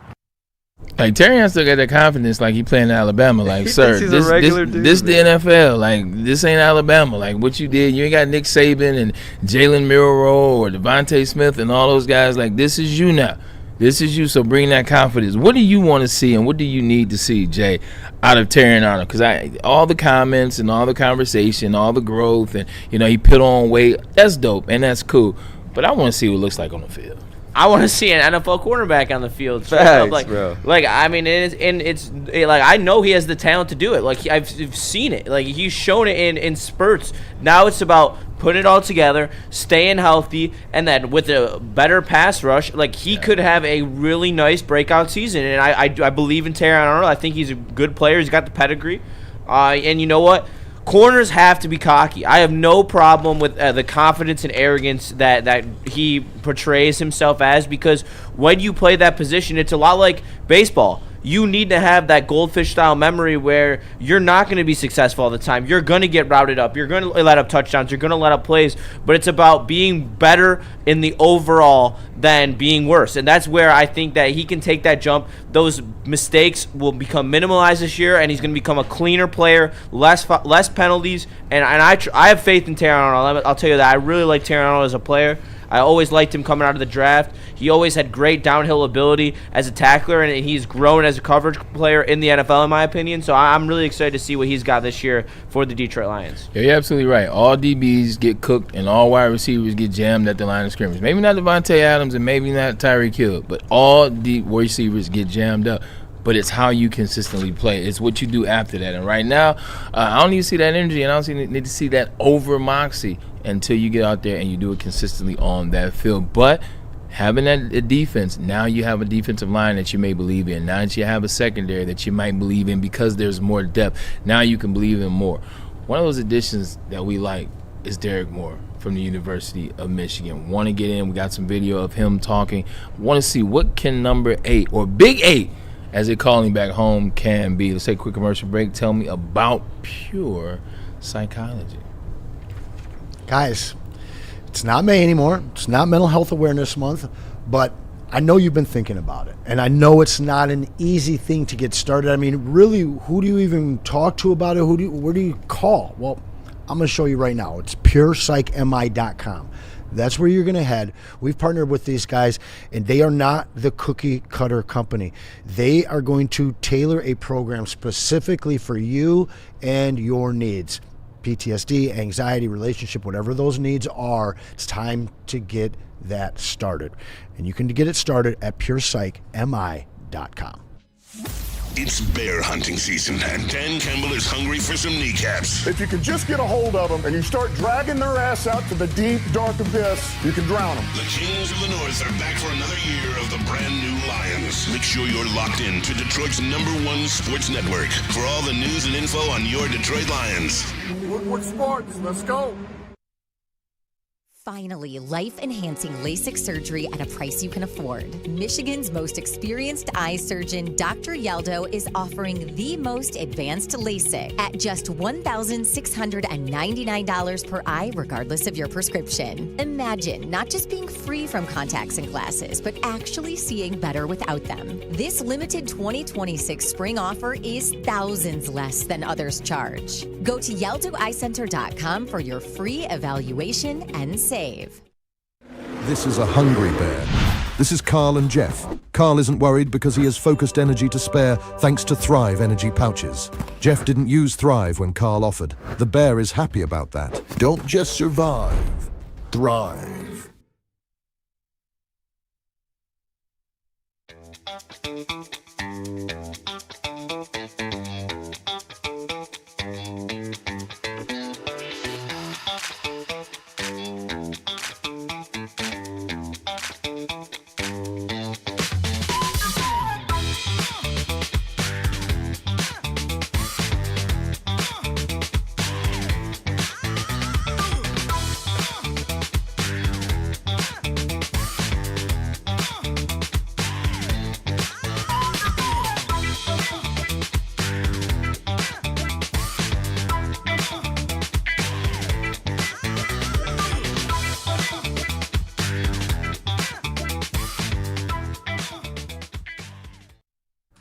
You guys know I get excited for this read because I do love me some Loom. Over 40 locations in Michigan. Everybody here loves Loom, guys. Let's be honest. My favorite spot is actually the Berkeley location over at 12 and Woodward. Ask for MJ when you get there. Listen, we are going to be your plug. We want to save you 30% off your next order over there. You see that QR code above my head, or when you get to their website, just let them know WSN30. Or you can also tell them that in person when you go there. And that first time, they're going to hook you up. In fact, their first 3 visits, they're going to hook you up with some freebies. And make sure when you're there, you check out that Buzzin' Energy. We'd love it here at Woodward Sports. Check them out over at loom.com. And we are back. I'm about to give you a list of names. Hey, you know what? Before we do that, Anson, you got something. You got a gripe to pick with this chat, and I want you to know that I agree with Anson 100%. Got to smash, got to subscribe, you got to like, you got to drop a note. What's going on in the chat? What's been going on the last 2 days? Did we piss you off somewhere along the lines? Did we do something that hurt your feeling? They don't see an autographed football. They don't see anything? We're going to have some for them tomorrow. They don't see anything. You know, we might have some before the show is over. We might have some fun. There was something I was supposed to open up a little while ago. Maybe we do that before the show is over. Oh, what? We got something? Oh, I didn't see it. All I know is I'm ready for the. Yeah, he's hyped for the NFL. You already know. I thought it was some breaking news or something. Oh, no, I wish. Around the NFL. We're about to jump into your segment. Don't worry. Real quick, we got a super chat from Michael Wary, $2. TA will be fine. Players in front of him are better. That's real. That's real. When players, this is definitely real. When you have good players around on your side of the ball, you can be a better version. I don't disagree with that at all. Okay, I'm going to throw some names out. I'm going to throw some stats out, and I want you to tell me what these guys have in common. Are you ready? Ready. Here we go. Michael Strahan, 22.5 sacks. Justin Houston, dynamic defensive end for the Kansas City Chiefs, 22 sacks. DeMarcus Lawrence, Dallas Cowboys, now Super Bowl champ with the Seattle Seahawks. Excuse me. 14.5 sacks. Darius Smith, you may know him well. Green Bay Packers drafted him back in the day. Baltimore Ravens, 14.5 sacks. And, Yannick Ngakwe for Jacksonville Jaguars, 12.5 sacks. I say all that to say this. What they have in common is they were drafted in the second round by their franchises. I didn't know where you were going there. A time ago, and all those individuals had 12.5 or more sacks within the first 3 years of their career. Derrick Moore. He is our edge. We have been clamoring for an edge in Detroit. So much so that we had to make Brad Holmes look at us and say, what's with the edge? Well, the edge is going to make that edge, Justin? Guess what? The other edge is going to make the other edge good, and we're hoping that's what Derrick Moore can be. Here's Derrick Moore about his time so far at OTAs as he gets into the swing of things for the Detroit Lions. Even schematically, obviously you had that experience in the Ravens style defense. Yeah, I feel like, obviously everything, literally, same knowledge, same everything, almost like the same system, You just gotta come on and just be a ball player at that point. So, I feel really well in the system. Know the system really well. I just gotta come on here and be a ball player. He knows the system. He's played in the system, and his former teammate is the system. Talking about Aiden Hutchinson. Realistically, that's what this year needs to be. For all we talk about Aiden Hutchinson and this, that, and the third, and he's gonna be this and blah blah blah. He's got to be the man, because now this is the team. The excuses that we've been giving him, while warranted, you didn't have DBs covering in the back. You didn't have guys on the opposite end. You didn't have guys in the middle. Aiden Hutchinson's got to be that guy this year, but I think Derrick Moore can help him become that. And you're putting a 0.5. I am. Right next to that jersey there, right? I'm also with Justin. It's not about the number of sacks. It's about how you impact the game. It's about how you affect the game. I think he will affect the game. I just believe that it's going to be a 0.5 next to it. Okay. And for you at home, I'm pointing at the graphic back here of a number 8 jersey with a 0.5 next to it, because our guy Braylon has said that he's going to have 8.5 sacks. Now, the heavyweights, they differ. They think that he'll be lucky to get to 5. I really see this not being an immediate, first month September type of deal, but I do believe that his understanding of the system, his comfort level with some of his teammates, I believe that you're going to see a pretty quick ascension out of him. It's not, again, going to be in that first or second month. You might not even see him get 50% snaps until we get into November. Yep. But if you see him getting into that 70+% snap total by the end of this season, that means that he's doing more than just getting to the quarterback. And you don't have to have 8.5 sacks. You don't even necessarily have to have 6.5, 7. Facts. If he's doing the things that you need in coverage, in the run game, and then obviously disrupting to a certain amount, you've gotten what you need out of this guy. And then, to your point of the list of names you mentioned who've gotten those 12 sacks in their first 3 years. Harold Landry Jr. is another one. There's a great one. You could look at this guy having a true impact at the end of the season, going on into a very impactful sophomore season in the NFL. I think for me the big thing is now you can use the schedule. I think a lot of times we've been using the schedule and we've been using it wrong. Well, it's a last place schedule, so the Lions are going to win 15 games. No. But this way you can use it. When you look at the first 5 games of the season, they play the Saints, the Jets, and the Cardinals. These are offensive lines that struggled last year, and they're going to struggle a little bit this year as well. These are games where you get your footing. These are games where you get your minutes. These are games where you start to understand the speed of the game and build some confidence. Like B-Lad, I remember my rookie year. Once we got into some easier teams, played the Miami Dolphins that were struggling. We played the Minnesota Vikings who were struggling. We played the Indianapolis Colts that were struggling. Go figure. Got those minutes. I saw that time. I was able to get in real time, get that timing down, and okay, this is cool. I think that's what's going to happen with him is early on in that schedule. I hope so, because I'll tell you what I've been wanting to see for the last couple of years, and that's I want to see both edges screaming, crashing down, and it's making the quarterback have to roll out of the pocket or just straight up backpedal or get sacked or collapse. Like, we haven't seen any of that. We've seen quarterbacks just stand there looking pretty, not getting touched for the last 3 years.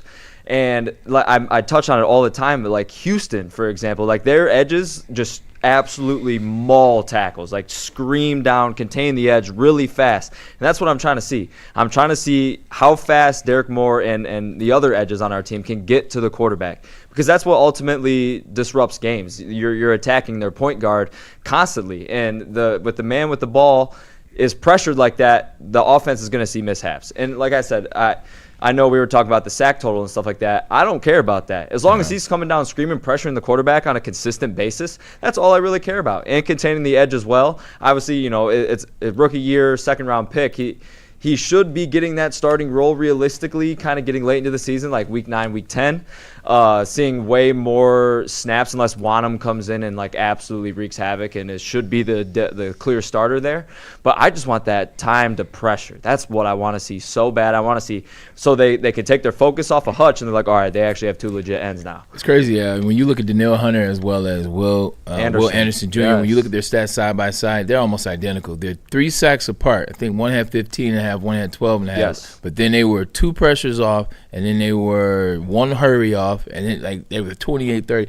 It was absolutely crazy. Like I think they were playing the Bills on Thursday night, and like Josh Allen was actually under hell the entire game. Oh, 100%.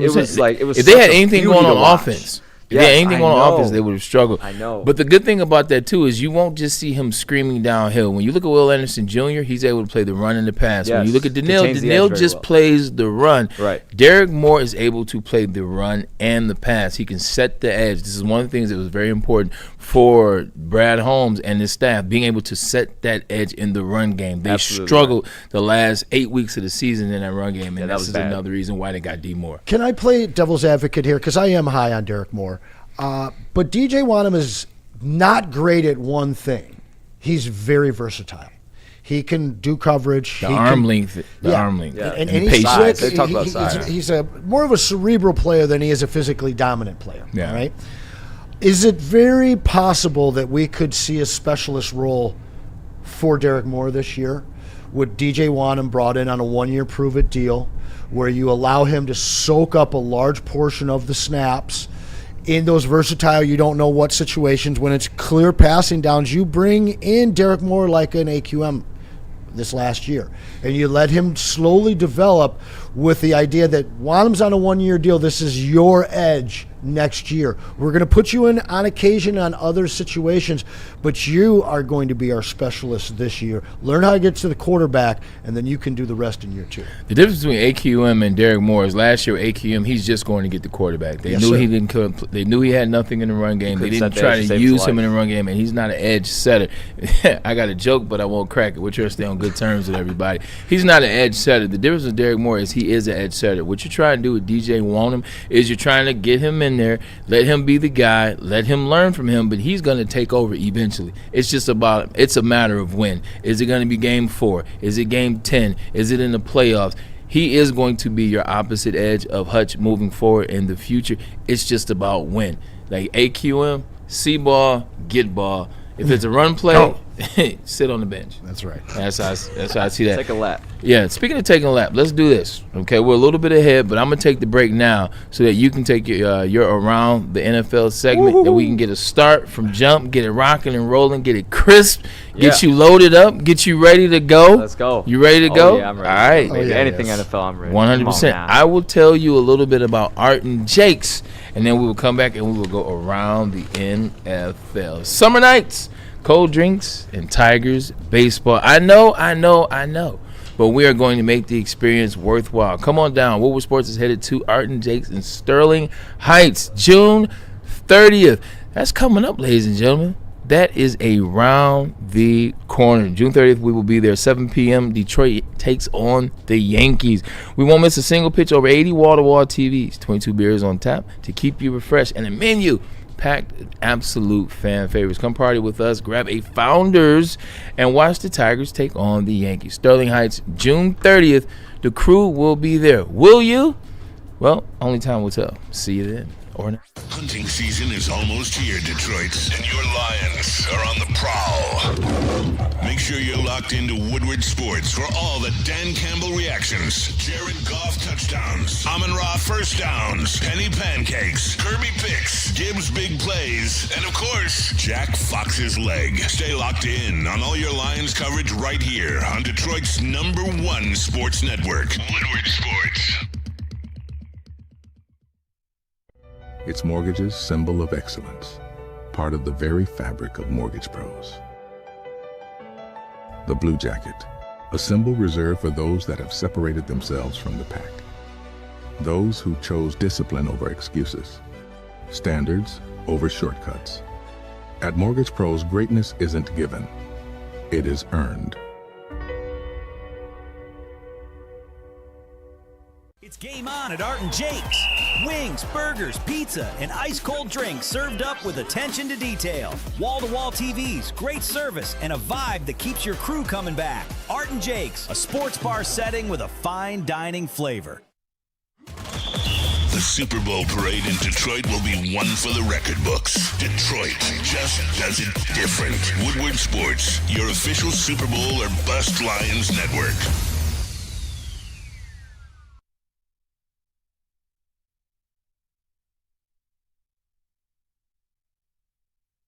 Justin Satawa, let me tell you about Massage Chair House, the most comfortable place you could be in the whole great state of Michigan. It is the largest massage chair showroom in Michigan. Scan the QR code above my head and bring your relaxation game to the next level with Massage Chair House and Woodward Sports. And make sure you tap in with Dr. Eric Duncan, the Wellness Doc, on his YouTube channel to make sure you get all the information that you need about massage chairs.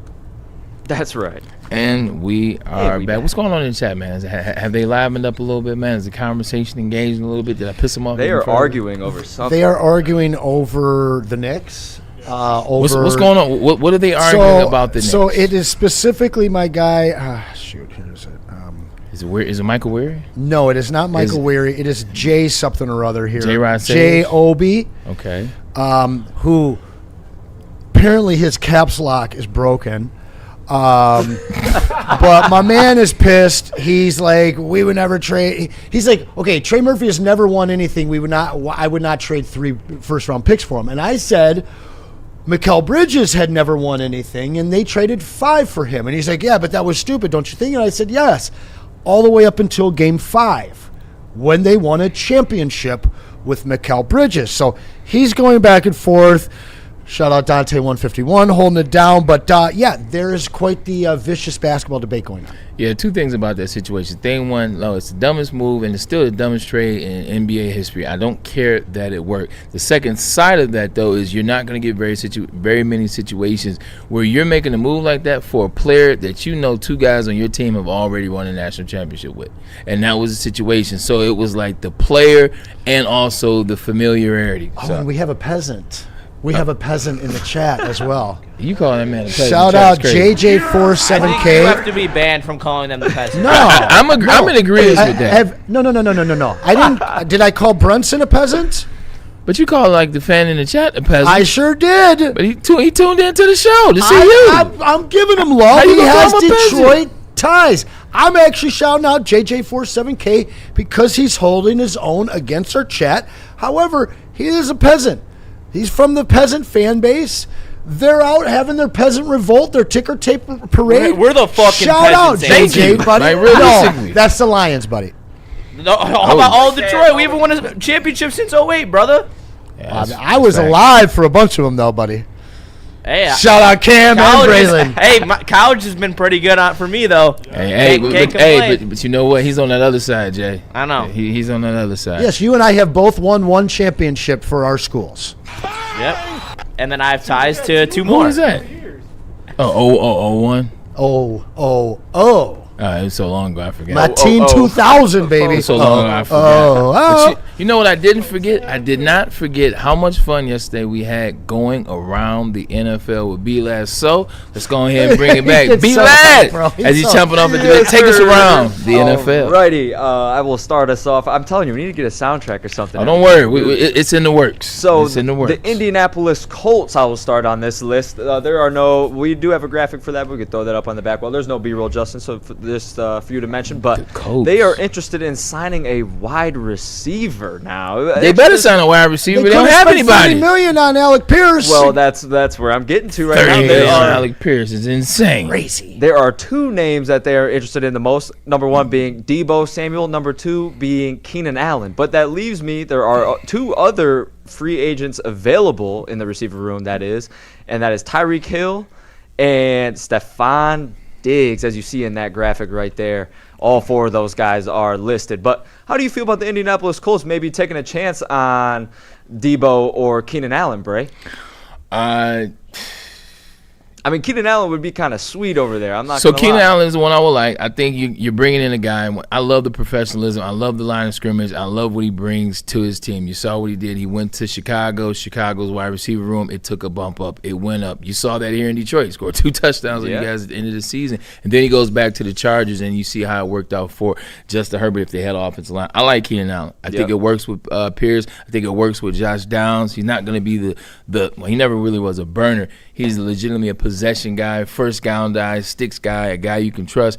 Deebo, if Deebo can be anything like he was at times last year and on a more consistent couple years ago with San Francisco 49ers, he gives Daniel Jones a chance to put the ball in his hand quick, make some moves happen, make some things happen. They don't have a guy that you can just get the ball to, get you yards after the catch. What was the kid from Minnesota, the great return man? Percy Harvin? Not him. He's still in the league right now. He couldn't. Cordell Patterson. And he had a hell of a year as a running back. Yeah. Now we go back to him before his contract. Remember how he didn't want to be running back anymore? Unless they were paying because he wanted to be in that wide receiver pay category.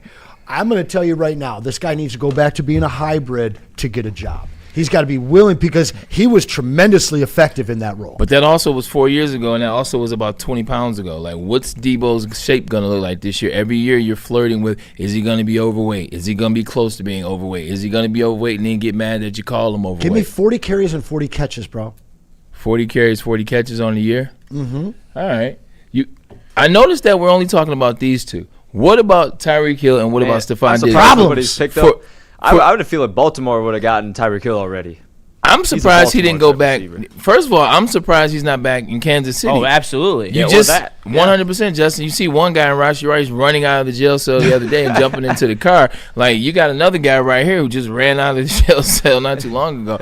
But you pair him back with Patrick Mahomes, and now that he's been injured, now that he's been let go, he doesn't have the same price. He doesn't have the same price tag. He doesn't have the same command. So if I'm the Chiefs, this makes sense. That does make sense, too. And the reason why I said Baltimore is I feel like they're the epitome of signing that old receiver. Like, they did it with Odell. They did it with DeAndre Hopkins. Yeah. Now that Tyreek Hill's still here, I mean, yeah, he's old, but I feel like he still has a little bit left in the tank. And their GM is constantly always talking about getting Lamar help. Yeah. They drafted 2 wide receivers. You never know how good they're going to be, but Rashad Bateman hasn't really been much. Zay Flowers is good, too, but Tyreek Hill could bring at least some sort of mentorship in there. I know he's kind of got some issues off the field, but I mean, some sort of mentorship as at least receiver goes. Zay Flowers is a similar prototype in a way. But that's why I'm surprised he's not a Raven by now. He's going to KC, B-Lad. I don't know. Absolutely. I think he's going to go to Baltimore. He's still got that wiggle, and you know who can take that out of him the best? That's Andy Reid, bro. Give Andy Reid a couple more weapons. Mahomes is already throwing. He's already practicing. There is no off year for Kansas City. There will be no that was last year. Last year was the 1 year you got where you didn't have Patrick Mahomes in the playoffs. They will be back this year. They will be in the playoffs. They will be ready to be in heavyweight fights with Allen, with Lamar, just like they have been the last couple of years. Okay, stay there. Stay there with the AFC. Stay there with the AFC West. What does that division look like this year? We talked a little bit about it yesterday. Daddy's home, Braylon. I'm high on the Chargers. Fuck the Chargers. Okay, so there's no Chargers in this situation. So you have Patrick Mahomes. So you got Chiefs, Chargers, Broncos, or Chiefs, Broncos, Chargers, Raiders. It's how good do I think the team is, or how they're going to finish in their division. Two different things. Those are two different things. Denver, I think Chargers the best team. And let me catch you up. Yesterday he said 3 teams in this division would have 10 wins or more, and the Chiefs were not one of them, Justin. Well, I can't vibe with that, Braylon. I'm sorry. Yeah. Because, look, as good as the Chargers are, when push comes to shove, Justin Herbert's got to prove that he can actually win a big game. That actually means anything. In a playoff situation, I don't care about what team that Patrick Mahomes is around him versus what team Justin Herbert has around him. I'll take Patrick Mahomes every single day on my life. My life's on the line. There's no quarterback I'd rather have other than Patrick Mahomes. And especially in a playoff situation, Mahomes has proved it time and time again. With the worst team around him, he will come and he will win games. He will take over. And for the people that are questioning the fact that he's going to be able to sit in the pocket and if he's not going to be as good of a quarterback with his athleticism goes, I can't vibe with that. That dude is as cerebral as he gets, and he'll never lose that flick of the wrist that he can drop that ball into on a dime. Two things. One, I've never questioned Patrick Mahomes. I think what Patrick Mahomes has done over the last 10 years has been elite. He is the only elite quarterback in the NFL. Realistically, I think he is in category by himself. Everybody else that they try to supplant him with has not done it yet. So I agree with you there. But last year we saw the chinks in the armor, and you can blame it on the depth, you can blame it on the talent, you can blame it on the injuries. We saw that there was a setback with that squad. I'm not saying there's a setback with Patrick Mahomes. I agree with that. Everything you said, that's fine. But you placed faith 3 years ago in an individual that was in Ann Arbor that won a national championship. And I saw your ass running around Michigan, go blue, hell this, Jim Harbaugh, blah, blah, blah. When I say the Chargers, I ain't talking about just Justin Herbert. I didn't say which quarterback was I taking, because I'm taking Patrick Mahomes over everybody in the NFL every time, including Lamar Jackson, the one that I come on and put the cape for. But I'm talking about what the identity is and the culture is, just like it was in Ann Arbor when you fell in love, when you saw your national championship. So you give me Joe Alt, and you give me Rashawn Slater. You give me that running game that's back this year. You give me the culture that Jim Harbaugh has put in set. You give me that defense that became the best defense in the last 2 years that Jesse Minter built. That's a different situation, Jay. I'm not talking about just Justin Herbert. I'm talking about the whole situation. I understand, and that's why I said they are a better overall team. I don't want to get my words construed. Okay. They are the better overall team. However, push comes to shove, give me the Chiefs over the Chargers any day of the week. What did the Raiders do this year? Like, is there any stake in that Raiders team? I know we talked yesterday. I'm just trying to get the opinion. Is there any stake in the Raiders? And we'll leave this topic alone. I think that if they're smart, they're going to gap year it. They're going to show some flashes that they're going to be pretty good, but they're still going to pick in the top 10. Kirk Cousins is going to start probably most of the season, and then at that point, they're going to roll the dice and they're going to try to build the rest of their team up. But, like, they're too far away for them to, like, be really making a true effort to going and making a statement this year. They should be trying to sit out another year to stack talent, because that's what the best rebuilds in the NFL do. That they stick around, they stay bad for 2 years, they capitalize on another top 10 pick, and then they're ready to go. Do you see the Raiders doing a Lamar Jackson, Baltimore Ravens rookie year situation where they brought him in after 8 games and said, hey, what do you got? And he gets to the playoffs? Or do you see it more like an Alex Smith end of the career with the Chiefs, Patrick Mahomes situation? He comes in for the last 3 games just to get that in-game experience, and then he starts it rocking and rolling in year 2018. Alex Smith. Okay. Yeah, Alex same. Smith. I agree. Alex Smith for He'll sure. turn it up at the end of the year. I think that they're going to give him a chance, but they're going to let him be comfortable enough to have that chance and that opportunity. Obviously, Mendoza is one of the smartest QBs that has been in the draft the last couple of years. They're gonna take their time with him. Yeah, exactly. And especially with quarterbacks with small hands. They need a little more time 16. to adjust that at NFL ball. The NFL ball is no joke. Like the difference in throwing one. Like, I mean, for me who was just playing catch with it versus a quarterback who was actually trying to have a pinpoint accuracy. Like I can feel the difference, and so I can only imagine 100%. how big of a difference is trying to put balls in the absolute bucket. So. My apologies, real talk, man. I gotta grow up in that moment. Be glad. My bad. Continue around the NFL. We got time. You know what? Let's do this before you start another one. Let's take this break. Let's do it. Stay on target. You know what I'm saying? I don't play no games with Justice in that booth, man. I try to stay on task. Stay on target. Why don't we take a quick commercial break? Pay some bills. What bills are we paying? Stay on target. Who's left? Who's up? Mortgage Pros. Finally, we're back to Mortgage Pros. Stay on target. And we are. And listen, I know you've got a target in your life, and it's going up. And if you're stuck right now, you need that change. You want to invest in yourself, your future, your family. It's time to get in touch with Mortgage Pros and to change your life. We talk about it all over and over again. That block party, their 4th annual for all of their employees, it was awesome. That is a work culture that anyone would be lucky and blessed to be around. But it's also a profession that can change your life. We're talking 6 figures and more. MTGoPros.com is where you're headed, or give them a call at 248-416-1361. They're in Troy, and they're ready to change your life. All you got to do is make the call. Game is won in the trenches, and our big fellas don't mess around. The Woodward Heavyweights on Woodward Sports. You know how some things are so good they should be world famous, but they're not? Our house-made vinaigrette is one of those things. And the antipasto salad, we drizzle it over. Same with our hand-battered chicken tenders. Original recipe soups and pasta sauces. It's almost as if our original world-famous Detroit-style pizza is mocking them. And that's not very nice. Planet Fitness now has even more best-in-class strength equipment. Join today for $1 down and save. We're stepping it up. We're not slowing down. Finding new faith, new focus. Love that new equipment smell. So, you in? Join the club today. Save when you join for just $1 down, $15 a month. Planet Fitness. We're all strong on this planet.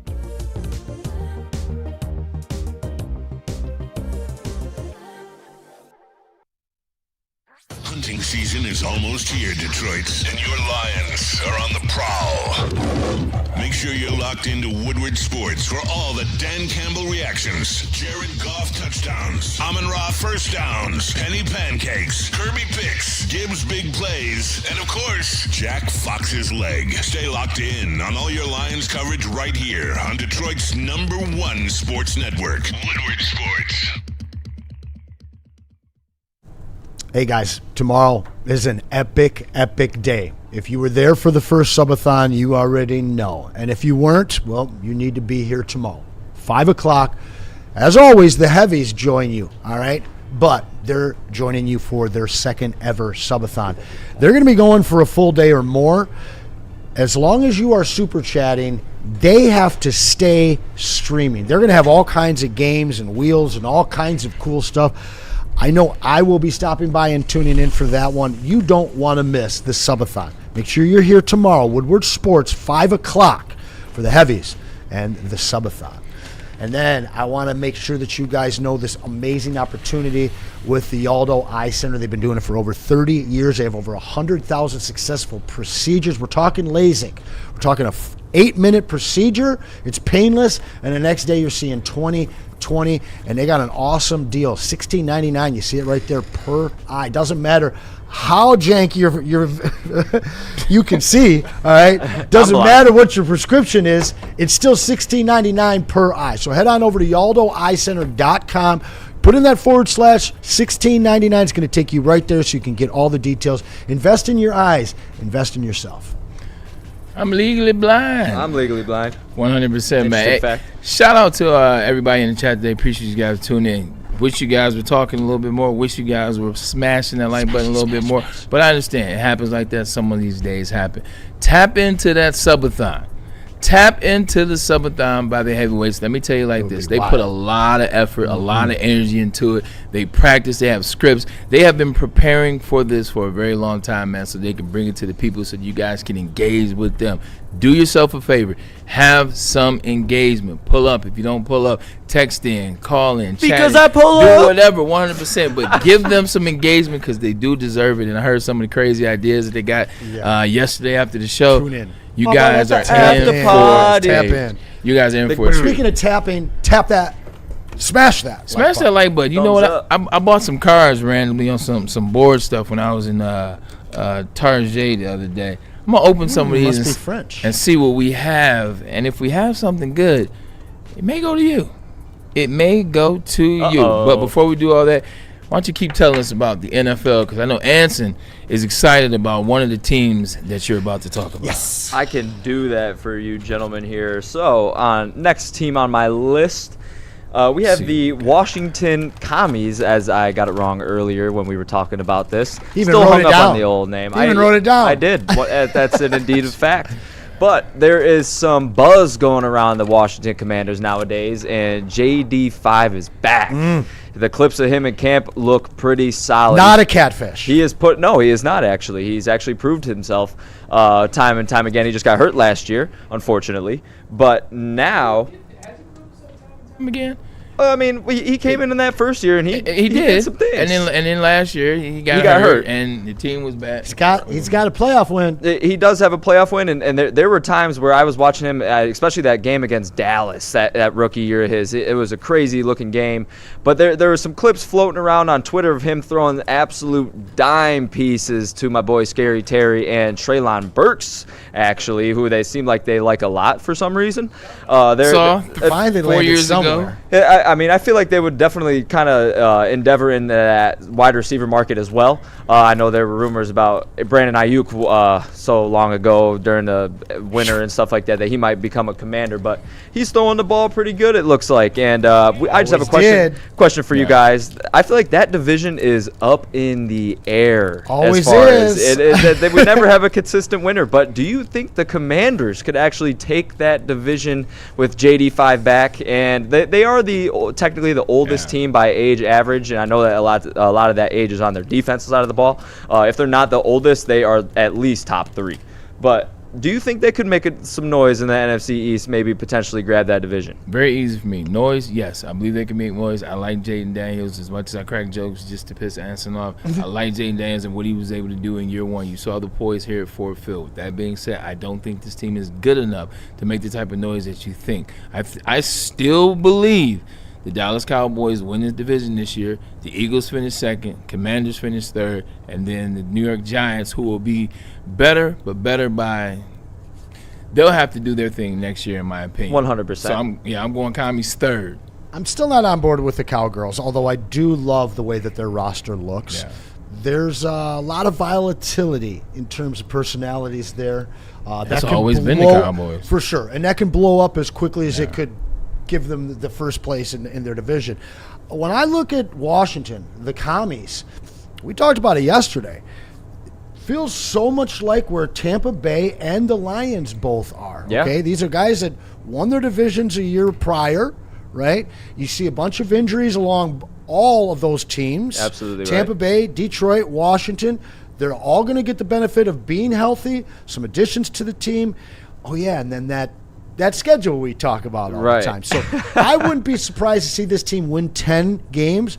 To your point, I like it to be between them and Philly and Dallas, but I'm not sure they win the division, but I think that they have a great bounce back. I see them absolutely as a 6-7 seed in the playoffs. Yeah, I'm looking at the starting roster right now, just how they're constructed. Terry McLaurin, I love Scary Terry, Treylon Burks, Antonio Williams, and then on the running back, you're looking at Ja'Cory Krosky, Merritt. Yes, as your starting people were high on running him back. last year. He had a real nice second half last year. Yeah, he did. I'm kind of high on him myself, and I was kind of going into the season last year, but I don't think that's still enough to get the balance. I know they signed Rashad White in the offseason, they did, huh? which is another That's pass a nice catcher. 1-2. It's a solid 1-2. One of their starting DBs is Amik Robertson. Yes, You that guys is do true. Remember. I'm third place with them. Yeah, it should be up in the air. Great points from both of you gentlemen. And that brings me, we were talking about Tampa Bay a little bit. Let's take it down to the NFC South, maybe one of their rivals, shall we? Ooh. There is a bit of a rivalry going on in the QB room between Michael Penix and Tua Tagovailoa, but word around the street is Tua's taking that job. And he's came in there and he's been showing the reason why he should be QB1. Do you think that puts them ahead of the Buccaneers and maybe snatching that division as well with all their offensive weapons? And do you think Tua can revive his career? I'll let Anson, you answer that. I'm going to go ahead and show Listen, these I'm a cards Tua off. guy. As long as the guy's upright, he's a good quarterback. He is. Yeah. All right. The guy can move a little bit. He's a smart guy. He's got a hell of an arm. He's got 12-team concussions though. That's the problem, Right. So I've never been high on Penix. There's a pause there somewhere. But no, when I look at Michael Penix, I just see this guy that can kind of do it. He's, he's a far lesser Jared Goff, in my opinion. I don't think that he's ever going to be anything but maybe a number 18 quarterback in his best season. You've seen him kind of use some of his weapons and then absolutely forget about other ones. This is the perfect situation for Tua to save the end of his career right now. I can agree with that. He's written off. Right. For the majority of everybody. So right now, I love that situation for him. I do think that he takes this job. And I think that ultimately it's probably a good thing for Penix because he didn't really get any tutelage from the former Spartan that was there. Right. Absolutely right. I see Braylon over there pulling some decent heat over there. I see. First of all, Ben Simmons is not heat. I heard Kelly Oubre. I've got no heat so far. The only card I got, Anson, that you would call something special is it is a special card. It's a franchise foundations. Zion Williamson, where he currently, sadly, I think he looks in shape in that one, but his stock has fallen so down. Yeah, I know. But yes, Braylon, I do agree, Anson, I do agree with you that he can revive his career. It's a rookie in Atlanta with all the weapons they have too. I think that a little bit more of a reset will help him. I know there was some relationship issues going on with Miami, but that leads me to my last team and a place where Braylon is also familiar with. Yes. I like this one. New York Jets, baby. Hey, Number one, Jets. there are rumors of them moving back to Long Island and rebranding. Moving? Ain't going to happen. It should be interesting. I know they like MetLife down there in New Jersey. I don't know why. I feel like it's a very bland-looking Well, it's not going to happen because of the money aspect of it. When you look at the money that they spent on Florham Park was a brand new practice facility and area that they've built out around. They got a hotel that they built out around there. They built restaurants. The Jets, I ain't talking about the city. The Jets, they've built out around. It was $375 million back then. When MetLife got open, which was 2010, you know who put the most money in for MetLife? It was the Giants. I think the Jets paid $700 million, give or take. I believe you are correct about that. Give or take, and the Giants put in 1.4, if you will, and it came out to $2 billion. Woody Johnson and the Johnson family, they are not trying to build out a stadium and build out a new practice facility and build out a new area in Long Island. Now, it ain't happening. Let me throw this out there. There's a lot of money in Long Island. Oh, right? I know. But the big part of this that I've been reading is the fact that the Jets want to separate themselves from everything Giants. LeBron James. Hey. What year is this? Oh, that's actually it's a 24-25. That's a nice card. That's considered one of the chase cards in there, especially if you get a variation of it because it's such a great image. This year he broke the record. The turnover record? The 20. Hey, show that on the card cam again. Go ahead, we'll get y'all in here, man. Little. Yeah, you get that in a silver LeBron prism James. variation. LeBron James. It's got the smoke. I like that. We did get a super chat in here. We'll throw that out. Super. I do want to stay on that New York thing. Go ahead. Desmond Bain. New York's going through a lot of wild stuff right now. There's a lot of changes. You have a new mayor. You have all this stuff going on with the Knicks. You have a franchise that hasn't tasted success since Joe Namath for the most 1969. part. That's right. So moon landing. And realistically, New York is the play the song. New York is the Giants' town. It's their city. Yep. I don't think this would be a terrible move if maybe Woody doesn't want to spend it, but if maybe all those millionaires and billionaires up north and on the island say, hey, we do want this. We'll help foot the bill. And now maybe you can get out of your whole whatever the funk and shadow and dark rain cloud is that lingers over the Jets franchise. Facts. So I don't hate that move, man. Yeah, spot on, Anson. I appreciate you guys. That is around the NFL. I know we have 2 minutes left. We appreciate you too. Before we get out of here, I know he's going to show what we got here. We ain't getting nothing over here, well, man. Middle-aged sneaker chick did save us with a $10 super chat. See, that's my girl right there. I'm headed out of town. Just wanted to say Happy Dad's Day to all of you. If you're not a dad, you have one, and you're probably father figure-ish to someone. Love that. Have a great weekend, fellas. Love y'all. And we love you, Sneaker Chick. Appreciate you, absolutely. We're a little short on likes, so we got 2 minutes. We need all of you guys to smash them. You guys familiar with this player? Sadiq Bey. Oh. Bay. We need 11 likes. Can you all smash it for us? Give us those 11, guys. Stefan Castle. What we got over here? We got Stefan Castle rookie card. Ooh, beat it. There we go. It's a little Stefan. These are the good ones. Look at Anson. Look, he's locked in. He's locked in on. Look at him. This is Anson's thing, guys. That's why we bought him in. You guys should see Anson pre-show. He's got the triple screen up of whatnot cards. He's doing 3 different auctions at the same time. No idea what you're talking about, sir. He's a James Harden. No idea what you're talking about. You took the good ones. No, I didn't take it. That's the good card. That's what it looks like to me. It's the good card. But Buddy Hill, Alex Caruso. Don't mind me, guys, over here. One of these days, we're going to get a legit joining the soda day. Just one of those days. I'll tell you what. There's a national treasures out of 10 card of this man. Aren't you trying to get him here to Detroit? Is this Kobe White? Kobe, yes, we are trying to get Kobe White here. Jalen Williams, J-Dub, as long as we're talking about basketball players, there's some talk about him maybe getting moved. Would they be absolutely just the dumbest franchise ever to move J-Dub? OKC? Like, what the hell do you get back for him that's going to be better? It's one of those things where people keep telling me about what they have in terms of the first rounders and what they have in cap and how they got first rounders for years and years to come. You look at the team that they have. They told me Chet's the guy. He'll figure it out in the offseason. Shea Gilgeous. I mean, you look at the team is still there. So what's the haul for him? Because realistically, I mean, it's easy to say, I'm not getting rid of J-Dub. If they had J-Dub this year, they win the championship. But if he's that good, what would you get in return for him on a team that's good enough to be in the finals? But that's neither here nor there. We appreciate you guys for joining Woodward Sports 2.0 and the Braylon Edwards Show.